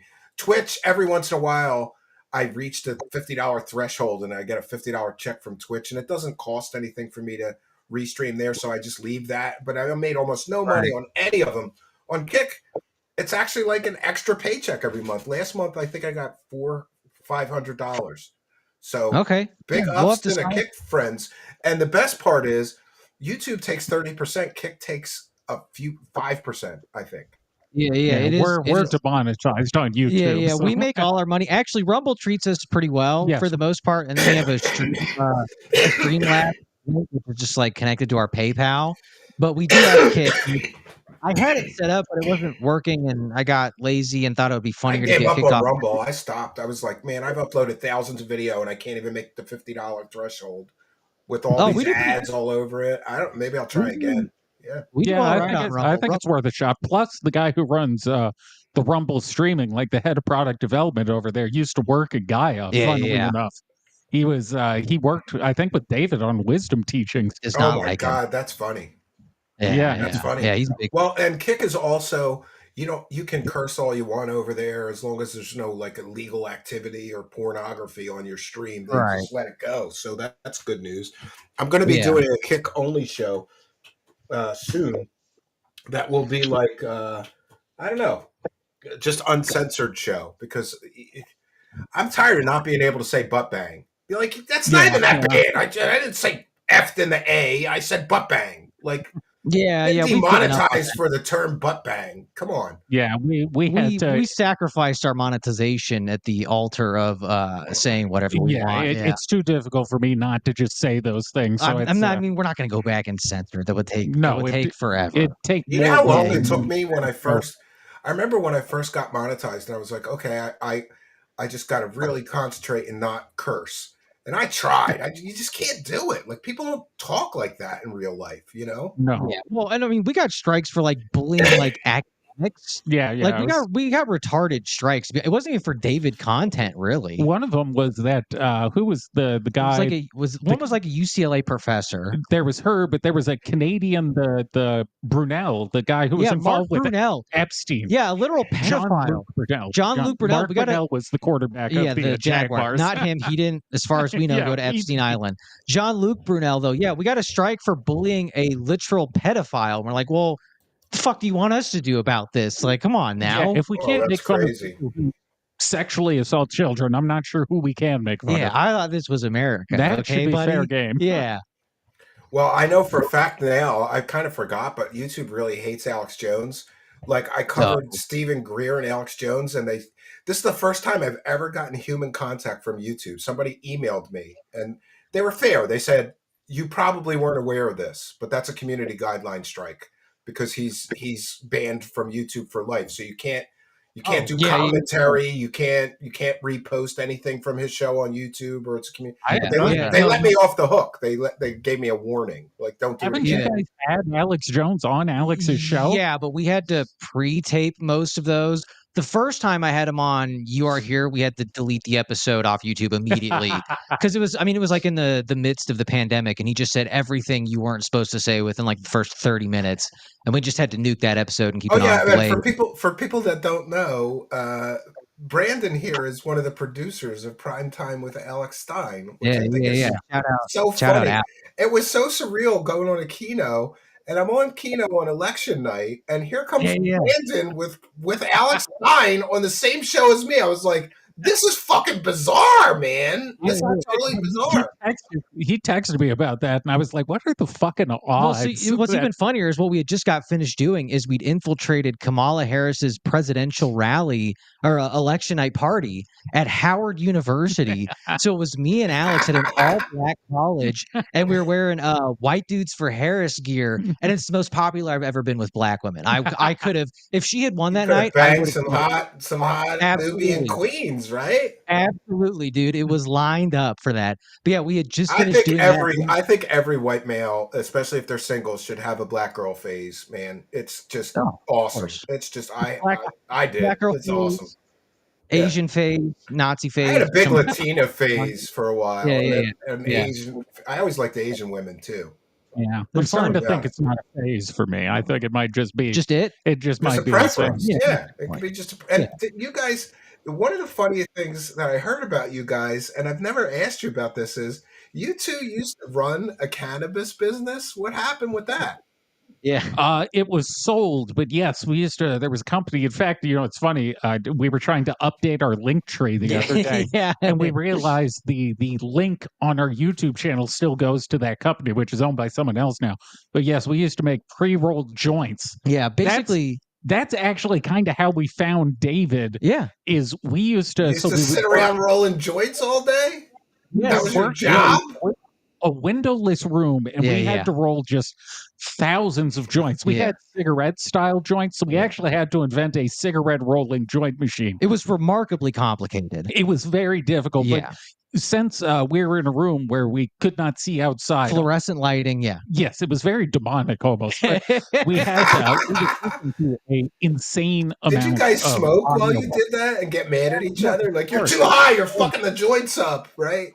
I would drink during it. This was okay before the government got involved. We were in it before it became legal. Yeah. It was way more fun. It was just the Wild West. We would just everyone who worked with us, we would show up. We would go to the liquor store. We would buy 4 Locos. Hell yeah, dude. We would drink those, smoke a bunch of weed, and then do our work. Yeah. But while doing that, we would listen to David's audio books, and then at a certain point, the funny thing is, we were basically doing the show at work before we ever started the show. Yeah, but no viewers, just doing commentary over this nonsense, right?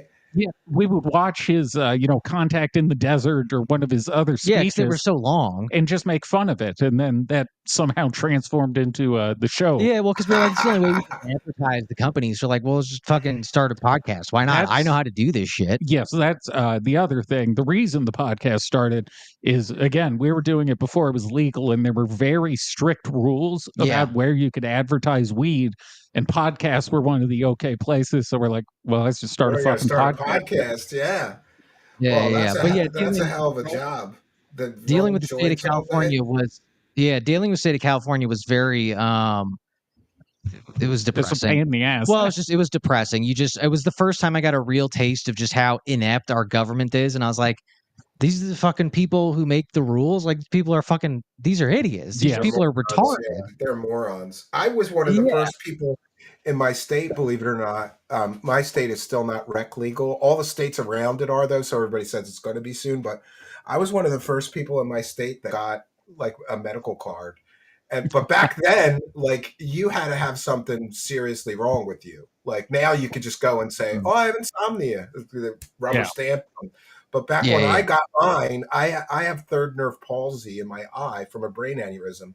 And it feels like somebody is jamming me in the back of my eye with a pin when my blood pressure goes high. So, and believe it or not, cannabis solves that problem. Like, they gave me opiates and I was a mess. I couldn't exist on that shit.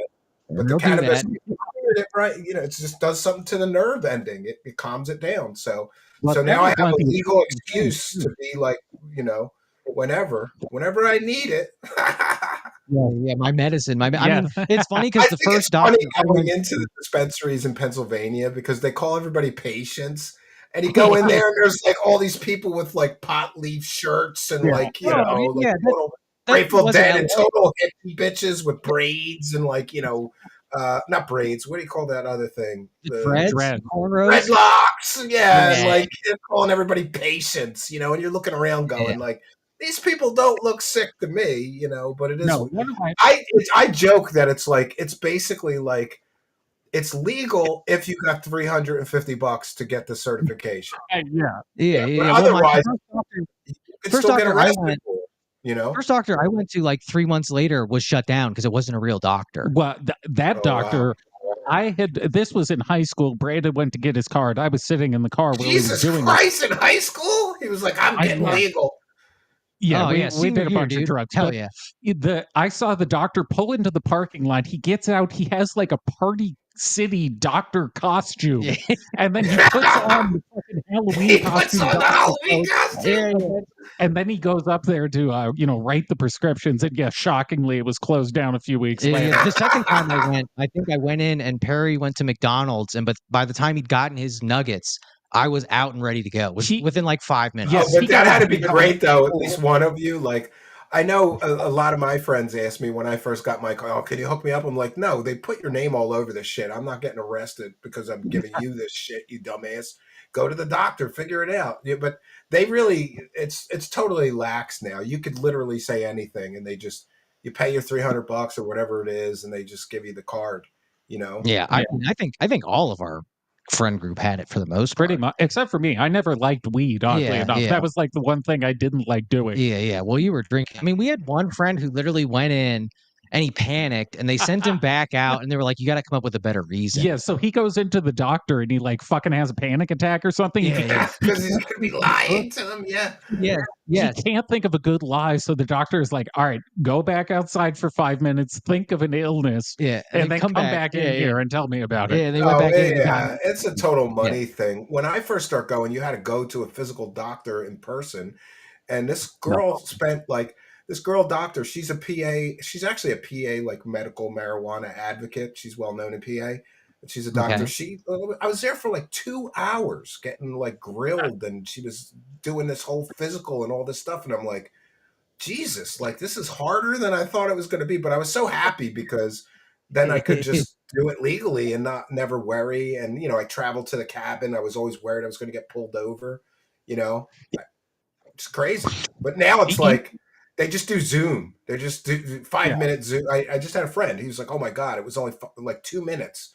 I just told them I had insomnia and they gave me the card. I'm like, yeah, that's the way it is now. They don't care. It's like sideways legalization, But anybody can just drive over to Jersey.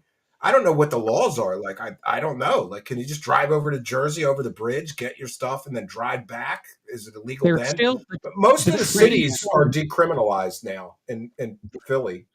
But transporting is a bit of a sticky spot because even when we were in the industry, because obviously, there were times we'd have 100 pounds in a van.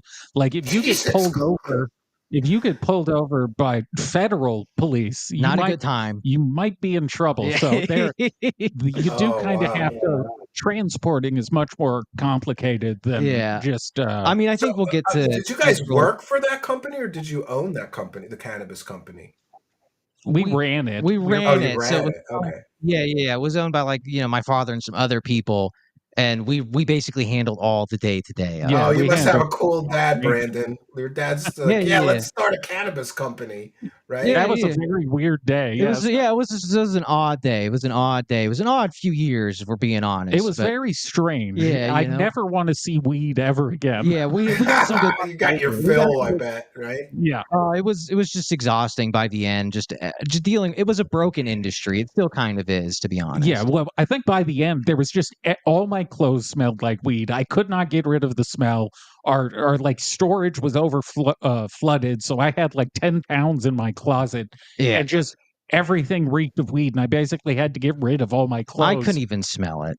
Yeah, you do. You get nose blind to it. Yeah. It's like somebody has a pissy cat in their house. You go in here like, how do you not smell this, right? My wife makes fun of me because she comes in here in my office. This is the only place I'm allowed to smoke in the house. She comes in here sometimes. She's like, Jesus Christ, Bob Marley, what the fuck are you doing in here, that was pretty much our apartment for a few years. Yes. And that's got to be, that has to be a cool job, but I could see how it would wear itself out. Like my most fun job was working at a record store. And at first I was like in heaven because I love old vinyl and I love, but after a few years, you're like, fuck, man, I hate this shit. Like, No matter what it is, it eventually becomes a job. No matter how much you love it or anything. I mean, we were rolling joints for so long, all the time. It was a lot of work. We didn't take a day off for like years at a time, and it burned us out. Yeah, when the company was first starting, we pretty much never took a day off. Yeah. We were just in there. I guess it's like anything too. Like if you're a pimp, I guess you get tired of pussy after a while. Yeah. If it wasn't for the pandemic and like us just having free time, we probably wouldn't have even started the podcast. Absolutely not. Yeah. Mine really. I started mine before the pandemic, but when that pandemic hit, it really started popping because everybody was stuck in their house and bored. I guess. Yeah. We started like just before. I think we started December of 2019. I was notoriously absolutely correct about the pandemic immediately. Yes, I very funnily said I don't think. I was talking about it in December of 2019. I was like, this isn't going to be a big deal. This isn't going to be an issue. Yeah, I don't trust the Chinese. I knew we were in trouble. Isn't it crazy though that there was a time when your whole YouTube channel would get banned if you talked about lab leak, and now it's just like, it was a lab leak. I'm sorry. It was such a shitty period of time to be on YouTube because even when we would make fun of the medical shit David talked about, we would get like medical guideline strikes for even making fun of it. What's the reason David? There's a big problem in that the algo doesn't know the difference. So there was a time when if you were on YouTube and you were critical of Q, like if you would read through some Q-tard posts and rip them apart, you could get your whole channel deleted. And it's like, I'm being critical of it, saying how fake it is. I'm not promoting this shit that doesn't know the difference. Same with the medical stuff. Yeah, it's I always just say, consult your doctor. Don't, whatever. This is not medical advice. And don't trust the Chinese. Go smoke weed about it. Yeah. Well, it just sounds like it's just, to me, I remember it sounded like, are you really going to tell us that somebody ate some bat soup and that's what started this shit? Really? When the lab that messes with this exact kind of virus is right in the town where this shit's, it's just crazy. Well, that's why I was immediately like, nah, this came out of the lab. He's like, well, there's a lab right in Wuhan. I was like, all right, I watch a lot of Iron Chef. They eat some weird stuff. They do eat some weird shit, yeah. Yeah, you're like, the bat soup caused this. When they're too far. Yeah, well, there's just happened to be a lab right there. It's like, I mean, I think the lab is genuinely a more logical solution than the bat soup did it. I do think COVID kind of quickened the demise of David because that locked him in the house with Beth, and then we really saw the spiral from it. Lanauser says, quick shout out, enjoyed all their additional content this week, still working through the backlog of episodes. Yeah, we've got thank you, Lanauser, big show support. Well, I put in the description of the video that people should go. I always tell people, if you're interested, because I don't know if you know this, but some people are very territorial, but like, come on.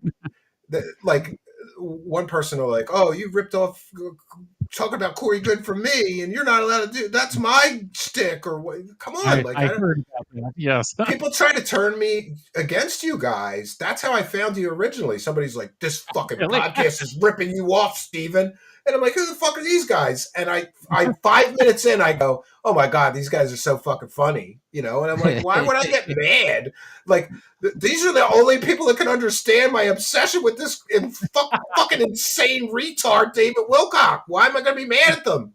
Exactly. I never really got that. And it's also like, I mean, our show is quite different from yours. Even sure, we talk about the same thing, but like, yeah, there's room for everyone in this. Well, nobody owns the subject, so it was just, there's two things that like I really kind of get angry about when people approach me with it. One is, if you ever get friendly with another show host, some of them will come to you and like say, we need to coordinate our schedule, and I'm going to need you to not stream when I'm streaming. I'm like, who the fuck are you?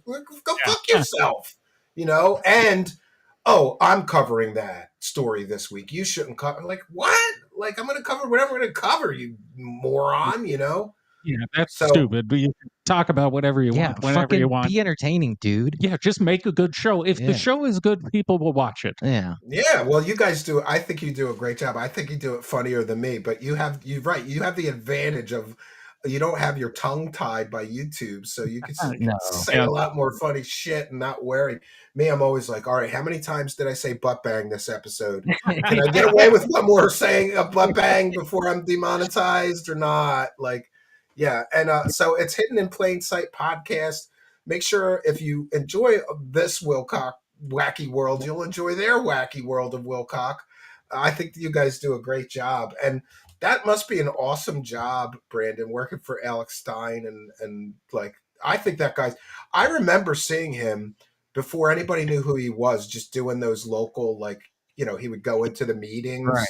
And I said, I remember showing my wife one of his videos, and I go, this guy's going to be huge. And she's like, I don't get it. I'm like, how can you not get it? It's so funny. He just goes in and starts rapping and saying crazy shit to these people, I get it sometimes when some people don't get it, but you spend enough time around Alex, and he's just like, that's just Alex. He's just one of the naturally most funny people I've ever. Funny weirdo, yeah. I love funny weirdos. Growing up, I loved the funny weirdo friends. Exactly, yeah. We've had him on. We had him on our show before he even had his show at the Blaze. Oh, that's right. Yeah, he just came over. We had a good time with him. So working for Alex rules, Blaze rules. So yeah, I got a pretty sick show, and then we make fun of David. For in fun. Between. Yeah, new episodes Sunday night and Friday night. And then our Saturday live streams are we finally have started doing those for an extended period of time because the meth heads stopped cutting our fucking fiber. Oh yeah, I heard about that. These guys had, for those unaware, their show kept getting canceled because the meth heads came and were stealing the fiber optic cable and ruining their internet. Jim Bob says, love you guys. Good night. Thank you for the support. Yeah. Yeah, we lost internet. It was something like 27 times in 2 months. It was some insane. Shit like that. It was retarded. And I work from home, so I was going fucking psychotic because I wouldn't be able to start until midnight when the internet came back. But yeah, now the Saturday streams, for if you want to see us just do weird, crazy shit we find on the Topical internet. stuff. I've seen a few of those. It's good stuff. Yeah. I had a reel pop off about me talking about how Black Severus Snape is going to teach the students at Hogwarts to cook crack. I did also time, but I was That's like, now there's racist. You're gonna get canceled. That's racist. Well, I've said worse. I was going to say the new unforgivable curse at Hogwarts is the N-word. Do you know? I once lived in Kensington, and if you don't know what that is, that's basically like the heroin and drug capital of the East Coast. That is the street for dope. Fentanyl Ave. Well, I lived there, and one of my I had a roommate, and it's so funny. I even had to have a roommate. I think the rent was like $300 a month, but I was broke and poor, so I had a roommate. This little tiny house, and the roommate like got busted and went to prison, and then he wasn't going to be in prison for like a long time. So I go asking around, does anybody, I need a new roommate. And so my friend sends me this guy, doesn't tell me anything about him. And I came home from work one day and he was in the kitchen and it smelled like chemicals. And I'm like, what the fuck is, he was cooking meth in my kitchen.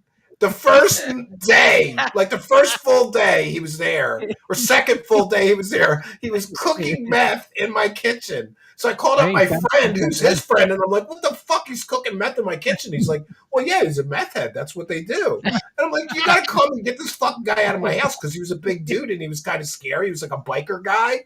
He had a motorcycle and he's a big dude. I'm like, you got to come over and tell me you can't cook meth in my kitchen. He's like, I'm not telling him that. So it was I had to live with a meth head for like 2 or 3 days until I finally, me and I had a bunch of friends come over and like, dude, you got to go. You got to go. Nice. Hell yeah, dude. Those meth. Look, I think most drugs should be legal, but not meth anymore. They become too problematic. They start stealing the copper wires and everything. Crack too. Crack too. Those crackheads will steal anything, dude. That's true. When I lived in Philly, somebody jumped a fence, a 6-foot cyclone fence, and I had lawn lights. And this was so long ago that not the ones that without these had wires. The whole yard had wired. They jumped the fence, dug up every single lawn light, and then stole them. And pulled them over the fence. Like, those crackheads will steal anything. The main reason that we decided to move out of the city is because my wife had these flower pots, and like these big flower pots. So she spent all this time putting the flowers in the dirt and all that. We put them on the porch. The next day, crackheads stole the flower pots with the flowers. It's like, psst, you want to buy a flower pot? I gotta buy a cap. And interestingly, everything cost $5 because that's what the smallest amount of crack you could buy. Right. Yeah. One little rock of crack was $5, so you could buy anything for $5. Air conditioner, $5. VCR, $5. Game console, $5. Everything costs $5. I don't miss the city, bro. No, I don't miss LA as much anymore. Neither. I'm very happy to be in Texas. I've gotten over it. Yeah. Well, listen, I want to thank you guys for doing this. We gave the fans what they wanted tonight. That everybody's been asking us to do this forever. Yeah. And maybe we'll get to do it again sometimes. Like, maybe if Wilcock spirals out of control, we'll have a team up again. Yeah. Yes, thank you, Stephen. We're very happy to be here. We've been trying to make this. It's always neat to meet your internet friend. Yeah, and just so you know, I wanted to make sure that we could finally do this so much that I didn't go to my cabin this weekend because I was worried. I was worried about the internet connection.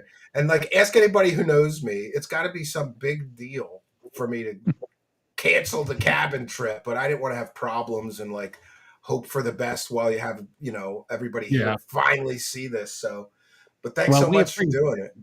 Yeah, we had a good time. Yeah. All right. Well, I'm going to throw you guys out of here and do a quick wrap up. But since you got it on your channel too, so it'll be a super quick wrap up. I don't want to, to pirate your channel for an hour. A bunch of slurs and get us kicked off. Well, I'll start talking about those Jews and their space lasers. Yes. Yeah. Marina will love that. Yeah. All right. Well, you guys have a good night. I appreciate you being here. And make sure you go, everybody that's a subscriber to mine or a viewer of mine, make sure you go over to Hidden in Plain Sight. They are criminally low on subscribers. You should have a much bigger audience. So go subscribe. You'll really enjoy it. All right. Thank you, guys. Have a good night. Thanks. I had so much fun doing this, too. This was a good one. Yeah, it was a good one. Have a good night, guys, and best of luck on your show and channel. All right, friends. So there you have it. We've given the audience what they want. And what they wanted was for us to do this team up. I thought that we were going to have to need a lot of stuff like to react to, but the conversation was enough, so I didn't want to push, too much other stuff. So we want to thank you, kind and generous benefactors, you Patreon supporters. We want to thank Clydesdale, who gifted 1 Kick sub over on Kick tonight. We thank you, Super Chatter, Super Sticker, Super Thanks, people. Did you know that you could hit the thanks button and still help us, even if you're watching a replay? Otherwise, you can send a PayPal pledge, add a note, and we'll read anything you include, or buy me a coffee. Instructions on how to do that are in the description of the video. So, yeah, that's all I got for you, friends. I really do encourage you, if you enjoy the Wilcock stuff, I guarantee that you will really enjoy their channel. I've been listening. I have 2 hours to the cabin and 2 hours back, so that's when I try to catch up with them and other people who I want to listen to. Want to take a moment to thank all of you kind and generous benefactors. And yeah, that's all I got for you, friends. Until next time, my name is Stephen Canby, and good night, and God bless all of you.